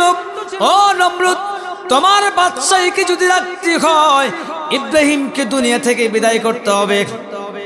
নমরুদ বিদায় হয়ে গেছে, ইব্রাহিম কিন্তু বিদায় হয় নাই। কি বলেন? ইব্রাহিমকে তো আগুনে ফালাইয়া দিছে। আমার ভাইয়েরা, এই ইব্রাহিম আগুনে ফালাইয়া দেওয়ার পর আল্লাহ রাব্বুল আলামিন বলেছেন কুলনা ইয়া নারকুনি বারদান ওয়া সালামান আলা ইব্রাহিম, ও আগুন আমার ইব্রাহিমের জন্য তুমি ঠান্ডা হয়ে যাও। সুবহানাল্লাহ বলেন না? কিন্তু এরপরে মারতে পারেন নাই। কিন্তু শেষ পর্যন্ত আল্লাহ ল্যাংরা মশা দিয়া নমরুদকে মারছে কি মারেন নাই বলেন? আমার ভাইয়েরা, এবার তিনজন যুবক সুন্দর করে বলতেছেন আমরা তিনজন প্রশিক্ষণ প্রাপ্ত, আমাদের টার্গেট হচ্ছে এখান থেকে রওজা থেকে নবীজির দেহ মুবারককে এখান থেকে নিতে পারলে আমাদেরকে বিশাল অঙ্কের টাকা দেওয়া হবে। নাউজুবিল্লাহ বলেন, আরো যেরকম নাউজুবিল্লাহ।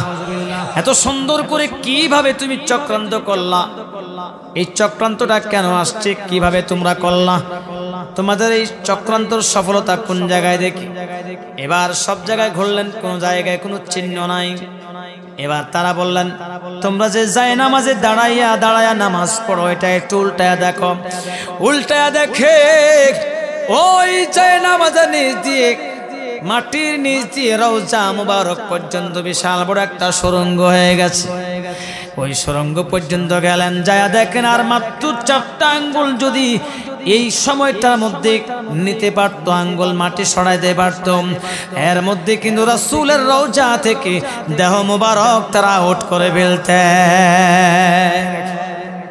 আমার ভাইরা, ওই নুরউদ্দিন জঙ্গি রহমতুল্লাহি আলাইহি আজও পর্যন্ত রওজার চতুর্পাশে সীসা ঢালাই করে রেখে দিয়েছেন, যাতে কিয়ামত পর্যন্ত কোন দুশমনেরা কোনদিন আমার রাসূলের রওজা মুবারক ভেঙ্গে ওই দেহ মুবারকটা তারা নিতে না পারে।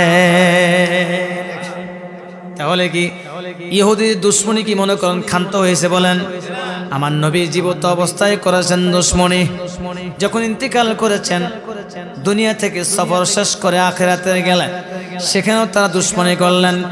কিন্তু দুশমনি বলেন রাসূল যখন ছিলেন তখনও করেছেন, ইন্তিকাল করার পরেও দুশমনি করলেন। এখন বলেন ওই দুশমনেরা এখনো দুনিয়াতে আছে না নাই? বলেন জোরে আছে না নাই? এই দুশমনেরা এখন পর্যন্ত নয়, কিয়ামত পর্যন্ত তারা দুশমনি করবে, চেষ্টা করবে।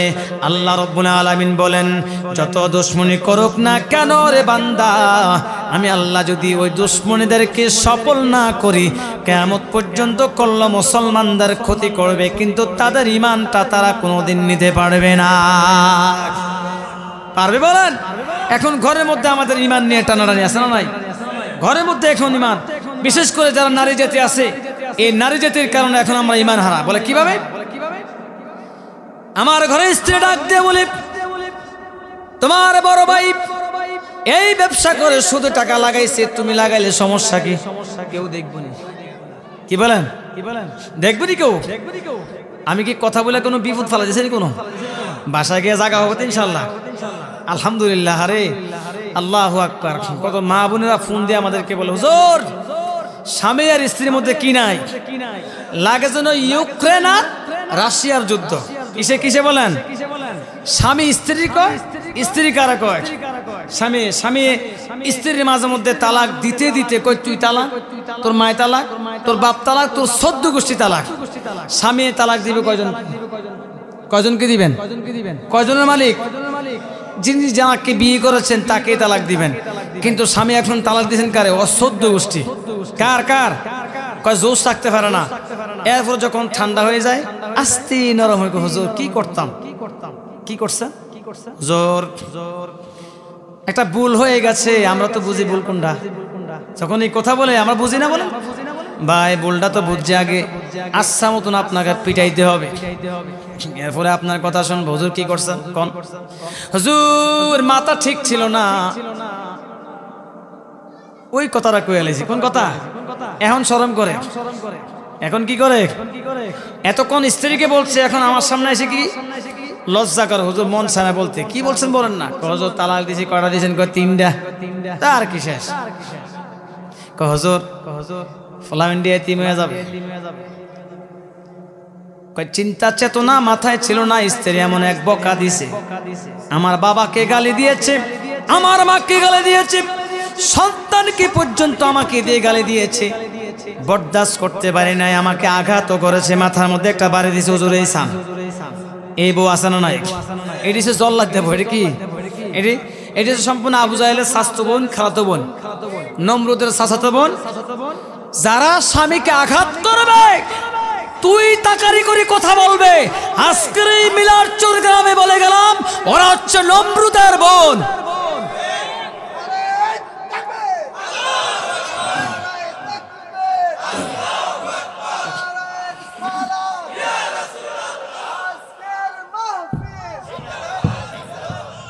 নমরুদের বোন, আবু জাহেলের বোন, ওরা সেই আবুল আহাবের স্ত্রী।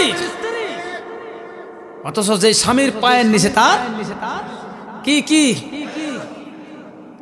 3টা কথা বলছি। আমি বললাম, স্ত্রীকে জীবনে কখনো দেখেছেন বালিশের সাথে বালিশ লাগায় বলছে, দেখো আমি তোমাকে খুব ভালোবাসি, কিন্তু তোমাকে আজকে তালাক দিলাম, 1 2 3। ঠান্ডা মাথা কেউ দিছে? তালাক তো গরম মাথায় হয়। কি মাথায় হয় বলেন না? আবার স্ত্রী বেলাজার মতো আসে, হুজুর কি করা যায়? আপনি আমাকে ইচ্ছা মতন জুতা দিয়া পিটেন, তারপর একটু মিলাই দেন। বললাম তো মিলানের কোনো কি নাই, রাস্তা নাই। এই জন্য আমি, যারা স্বামী আছেন মাথা গরম করবেন, ভালো কথা, জিত তো পুরুষেরই হয়, ঠিক কিনা বলেন? যদি আপনার মাথা নষ্ট হয়ে যায়, ও ভাই ও বাবারা, বেশিরভাগ যুবকরাই কাজ করে। তোমার মতো একটা যদি বিদায় করে আরো 10টা, আর আইনা চাও না, তখন দেখবা যে বড় বউ দিছে বাড়ি একটা, পরেরটা দিবে কয়টা? বুঝেন তো? তাহলে এর লিগে ডরে মনে আর বিয়ে করেন না নাকি? এই যখন মাথাটা নষ্ট হয়ে যাবে তখন তালাক দেন, একটা দেন, বলে আমি সবার সামনে তোমাকে দিয়ে দিলাম। কয় তালাক? আর স্ত্রীও এখন কেমন, একটা না 100টা দিয়ে লাও, এখন আমি তোমার ভাত খাবো না, আর মাসলা নাই, না হলে আমি তোমাকে ডিভোর্স দিয়ে দিব। কি দিব? আমি দীক্ষা তোমার ভাত খাই আমি। ও আমার আদরের বোনেরা, আমি তো একজন মুসাফির মানুষ বলে গেলাম। আপনার স্বামীকে যেদিন আপনি বলবেন আমি দেখি তোমার ভাত খাই মা, আপনার স্বামীর বাম পাজরের হাঁপাকা হাড় দিয়ে আপনাকে তৈরি করেছে, তা আপনি আসবেন না আসবে গাড়ায়? কি বলেন? জোরে কোন? কে আসবে? তুমি আসবে না আসবে গাড়ায়? মা, যখন আপনার স্বামীকে আপনি এই কথা বলবেন মা, আপনি চিন্তা করবেন না, আপনার সারা জীবনের আমলগুলি আল্লাহ বরবাদ করে দিবে। এ মিলার শরীর মারা, ও মিলার শরীর বোনেরা, বাবার ক্ষমতা দেখাইয়া, ভাইয়ের ক্ষমতা দেখাইয়া স্বামীর সঙ্গে বেয়াদবি করেন। মাঝে মধ্যে কয় তোর দাড়িটা টাইন না চলাই আলাম, এরকম আছে না নাই? ফারুক আর না ফারুক কি ধরবে? বলেন না, শরম কিসের? এটা বলে না, মনে করেন দাড়ি টাইন না ছেড়ে ফেলবো। তোর বাপের সিনস, বুঝেন নাই? ওর ভাই একজন প্রশাসনে চাকরি করে, আর এখানে কি বানাইছে? আব্বা। কি হ্যাঁ, বাপেরও কি বলে শ্বশুর, আর এটা আব্বা। বাবা হয়েছে শ্বশুর, ভাই কি? তোর বাপের খবর দিব। আমা কি করলেন আপনি চিন্তা করেন। ওই যে ফিরাউনের স্ত্রী আসিয়া, ওই আসিয়ার 2 হাতের মধ্যে পেরেক মারিয়া বুকের মধ্যে পাথর লিখে রেখে ফিরাউন বলতো, আসিয়া গো এখনো সময় আছে, আমাকে তুমি প্রভু হিসাবে মানো।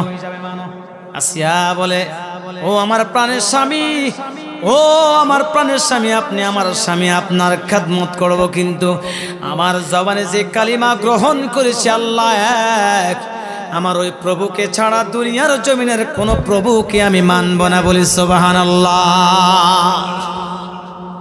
ও মা, ওই ফেরাউনের মতো তো আপনাকে এখনো কষ্ট দেয় নাই, সাধারণ কোনো কষ্ট দেয় নাই। কথা যদি একটু বলে আপনি চিল্লায়া ফাল্লায়া চতুর্পাশ থেকে মানুষ নিয়ে আসেন, আপনার স্বামীর গায়ে হাত দেন। মা, আল্লাহ রাব্বুল আলামিন স্ত্রী যারা আছে তাদের জন্য জান্নাতে যাওয়া সহজ, শুধুমাত্র 4টা কাজ করবে। বলেন কয়টা? জোরে বলেন কয়টা? মা বোনদের ফ্যান্ডেল আছে মনে হয়? আছে আছে, আইসিনি? আল্লাহু আকবার। রাস্তার লগনে কোনো আবার না, আবার দরবা আমারে, হ্যাঁ আল্লাহু আকবার। আজকে আর চাকরি থাকতো না, এই মিলার চর আজকে শেষ বলে বলে। কি বলেন? বলছি যেহেতু বলি। ও মা, আপনার জন্য 4টা মাত্র কাজ যদি আপনি করেন, আল্লাহ আপনাকে বিনা হিসেবে জান্নাত দিবে। সুবহানাল্লাহ বলেন না? এগো মা, 1 নম্বরে কাজ হলো 5 ওয়াক্ত নামাজ পড়বেন, মাহে রমজানে রোজা রাখবেন, মা পর্দা করে চলবেন। 3টা কাজ।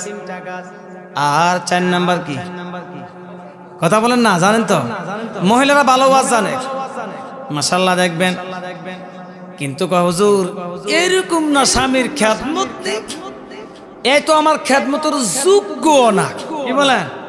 আহারে কি তসনস কথাগুলা বলে ওই স্বামীগুলা, স্বামীদের চোখের পানি এত সহসা বের হয় না। কি বলেন? প্রত্যেকটা স্বামী এখন ঘরের মধ্যে অশান্তির মধ্যে আছে, অশান্তি। মুসলিমই দুই একটা পাবেন। কয়টা পাবেন? দুই একটা স্বামীর, এই দুই একটা স্বামী শুধু শান্তিতে আছে, তাও টাকার বলে আছে। কি টাকার জোরে? কিসের জোরে? টাকার জোরে। বিবাহের পরে বলে তুমি অশান্তি করো কেন, এত টেনশন করো না, তুমি যেই খাইবা আমিও। 1 বছর পরে কথা থাকে আর প্রথম ডাকে আপনি কেমন আছেন, 1 বছর পরে আবার আপনি কেমন আছেন বলে। ওই মা বোন আবার যখন 2 বছর চলে যায় একটু টক যোগ লাগে, তুমি কেমন আছো, আপনি তো কই আইছি, তুমি তো আইসা না।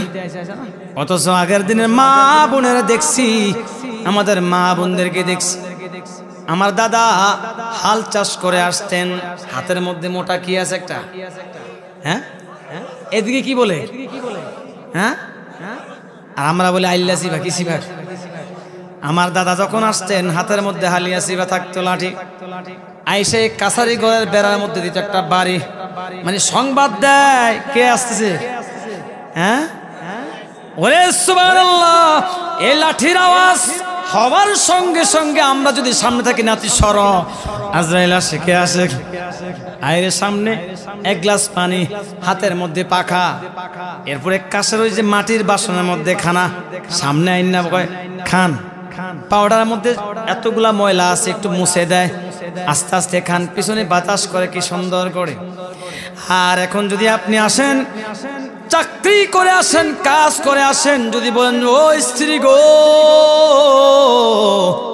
1টা গ্লাস পানি দাও, স্ত্রী বলবে ভালো লাগে না, শুয়ে আছি, তোমার পানি তুমি নিয়ে খাও, আছে না নাই?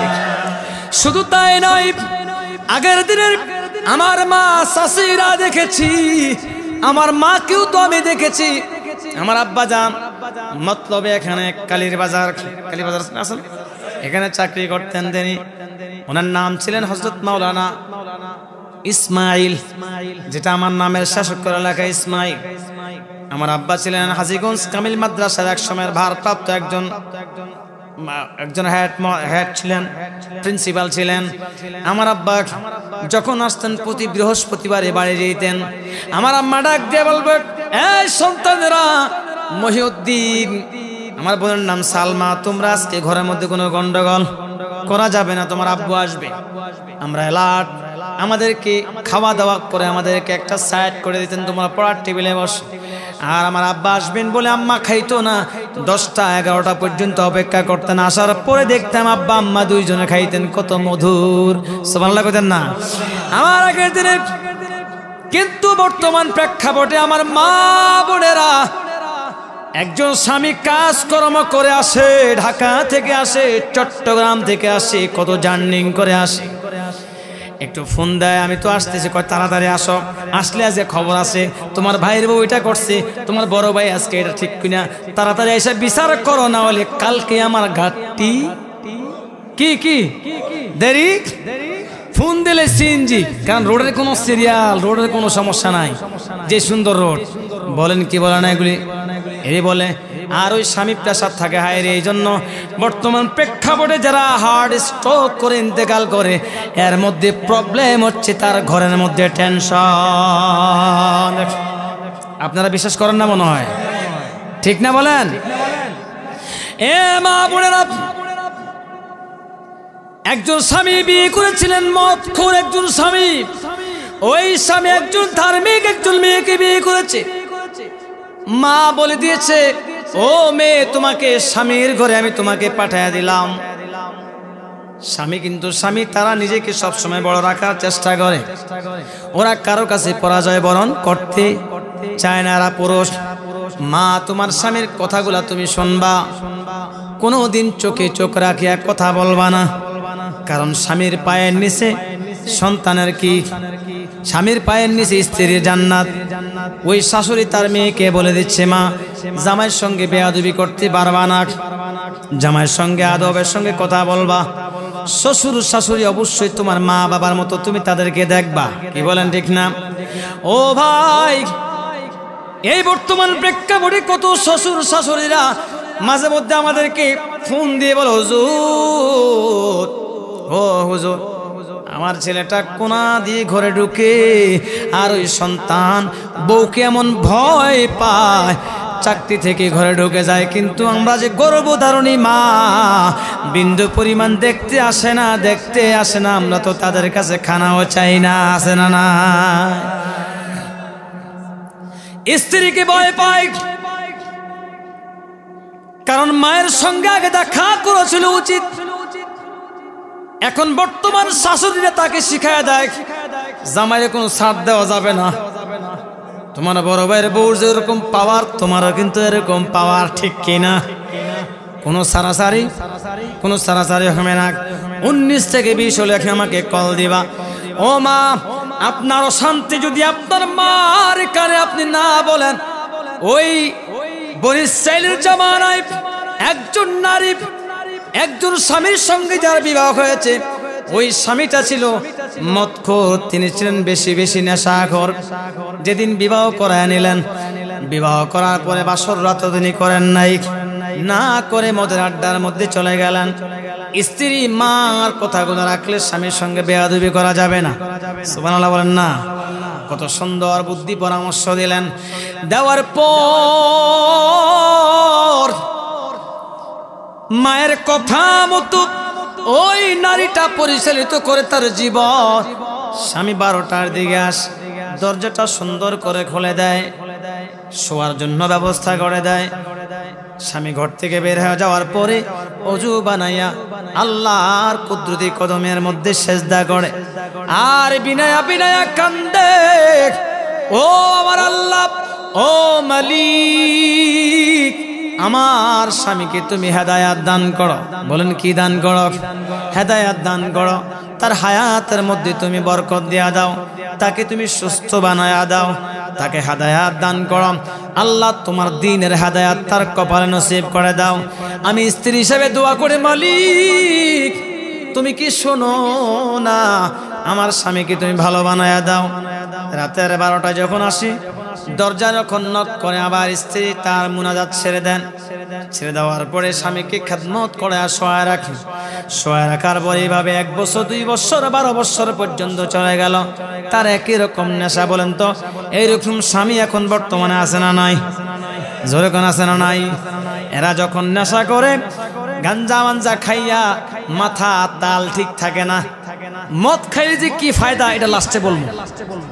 মদ ছিলেন তো, লাস্টে বলবো ইনশাআল্লাহ। মদ খাইলে কি লাভ আছে? আমার ভাইয়েরা 12 বছর হয়ে গেল। একদিন স্বামী আসছি, বৃষ্টি, ঘোর অন্ধকার, তিনি যাইতে পারেন না। ওই মহিলাটার আলো দিয়া তাকে ওই আড্ডাখানায় পৌঁছায়া দিলেন, মদের নেশাখানায় পৌঁছায়া দিলেন। ভাগ্য ভালো, ওই লোকটার সামনে একটা বিসমিল্লাহির রহমানির রহিম একটা টুকরা পেয়ে গেল। এটাকে আজকে পকেটের মধ্যে নিলেন, ভিতরে গেলেন। মনটা আজকে ভালো লাগে না, মদ আজকে আর খায় নাই, কারো সঙ্গে কোনো কথাবার্তা দ্বিমত হয়ে গেছে। আজকে 12টায় আসার কথা, চলে আসছেন তিনি 10টা বাজে। ঘরের দরজায় দাঁড়াইয়া ঠক ঠক করে আগে তিনি দাঁড়াইয়া শুনলেন ঘর থেকে যেন গুন গুন শব্দ আসে। চোখের পানি পালাইয়া বিনাইয়া বিনাইয়া কান্না করে, আল্লাহ আমার স্বামীকে আপনি মাফ করে দেন, আমার স্বামীকে হায়াত বাড়ায়া দেন, আমার স্বামীর রোগ মুক্ত করে দেন, নেশাগ্রস্ত থেকে আমার স্বামীকে ফেরায় আনেন। এমনি ভাবে কথা বলতেছে। স্বামী শোনার পরে দরজায় নক করলেন। স্ত্রী বললেন, কে? কয় আমি তোমার স্বামী। কয় বিশ্বাস করি না। বিশ্বাস? কয় কেন বিশ্বাস করো না? কয় না, আমি জানি বিবাহ যেদিন করেছি সেদিন থেকে আদৌ পর্যন্ত আমার স্বামী 12টার নিচে আসে নাই, 12টার পরে আসছে, ওইটা হচ্ছে আমার স্বামী। কয় না না, আমি তোমার স্বামী। কয় না, আমার স্বামী হতে পারে না, আপনি হয়তো কোনো দুষ্কৃত মানুষ হতে পারেন, আমার চরিত্রের মধ্যে আঘাত করতে আসছেন, আমি আপনার কথা শুনতে রাজি না। আবার চিন্তা করে, স্বামীর কণ্ঠের মতো লাগে, কিন্তু সন্দেহ, স্বামীর কণ্ঠের মতো তো জিন জাতীয় নিতে পারে কি পারে না? বলেন। তিনি খুলেন নাই, সতীত্ব নষ্ট করবে বিদায়। ঠিক ওনার টাইম মতো যখন একদিন হয়ে যায় তখন তাকে দরজা খুলে দেখলেন, হায় রে, 2 ঘন্টা আগে যিনি আমাকে বলেছেন আমি তোমার স্বামী, আসলে তো প্রকৃত আমার স্বামী, এই কথা বলে স্বামীর পায়ের মধ্যে লুটে পড়ে গেলেন।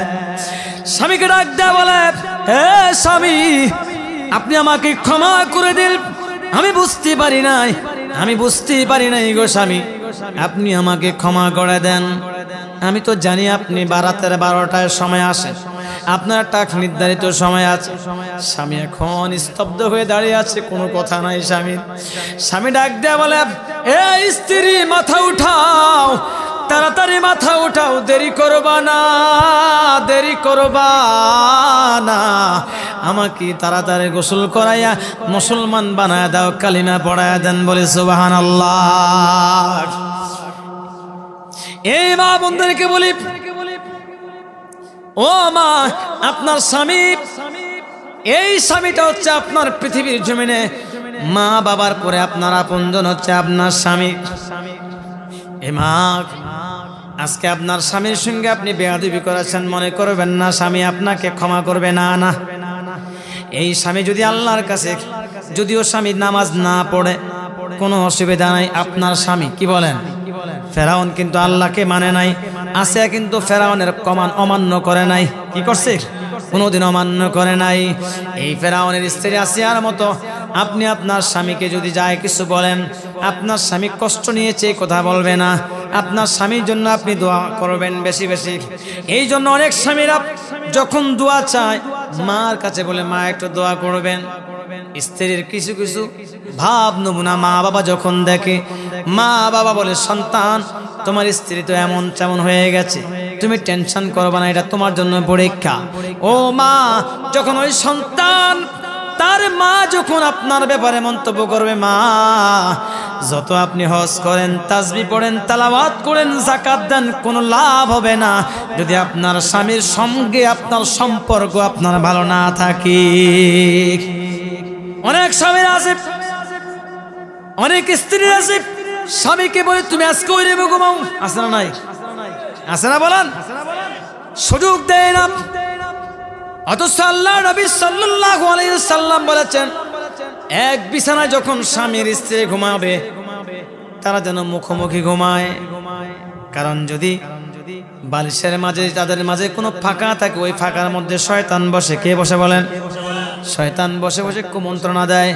আর তখন ফেরেশতারা বলে, আল্লাহ, এই স্ত্রীর কারণে স্বামী অন্যদিকে মুখ ফেরে আসে, ওই স্ত্রীর উপর তোমার লানত, তোমার লানত, তোমার গজব, তোমার গজব। যদি আমরা না শুনি, ফেরেশতা কিন্তু আল্লাহর দরবার থেকে, আল্লাহর পক্ষ থেকে গজব নামায়া দেয় যখন আপনার কারণে স্বামী অন্য বিছানায় বা অন্যদিকে পেড়ে থাকে। কষ্ট দেওয়া যাবে না।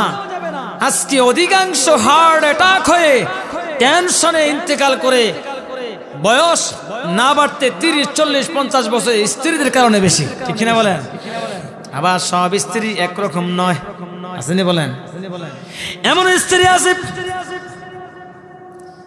তার স্বামীটা বৃদ্ধ হয়ে গেছে, সন্তানগুলাকে বলে, সন্তানেরা তোমরা যদি আমাকে বাদ করে নাও, 2 ছেলে মাকে নেবে, 2 ছেলে বাবাকে নেবে, আমি মানবো না। আমার স্বামী স্যার, আমি এক ওয়াক্ত খানা আমি একবারে তোমাদের সঙ্গে খাবো না, এরকম আছে না নাই? হাজারো আছে। দেখবেন, ও মা, আপনার আজকে যৌবন আছে, শক্তি আছে, এই জন্য আপনার পাওয়ারও আছে না নাই? এই পাওয়ার আপনার কোনো লাভ হবে না। একদিন যখন বয়সের ছাপ আপনার গায়ের মধ্যে চলে আসবে, আপনি একজন শাশুড়ি হবেন, আপনিও একদিন বাবা শ্বশুর হবেন। ও মা, আপনি একজন শাশুড়ি হবেন, মা হবেন। তখন এই সন্তানগুলা আপনার এই কীর্তিকাণ্ডের প্রতিবলগুলা গড়াবে, আপনাকে বৃদ্ধাশ্রমে পাঠায় দিবে। এই জন্য বাংলাদেশে বর্তমানে, বাংলাদেশ নয় সারা বিশ্বে বৃদ্ধাশ্রমের সংখ্যা দিন দিন কমতেছে না বাড়তেছে বলেন?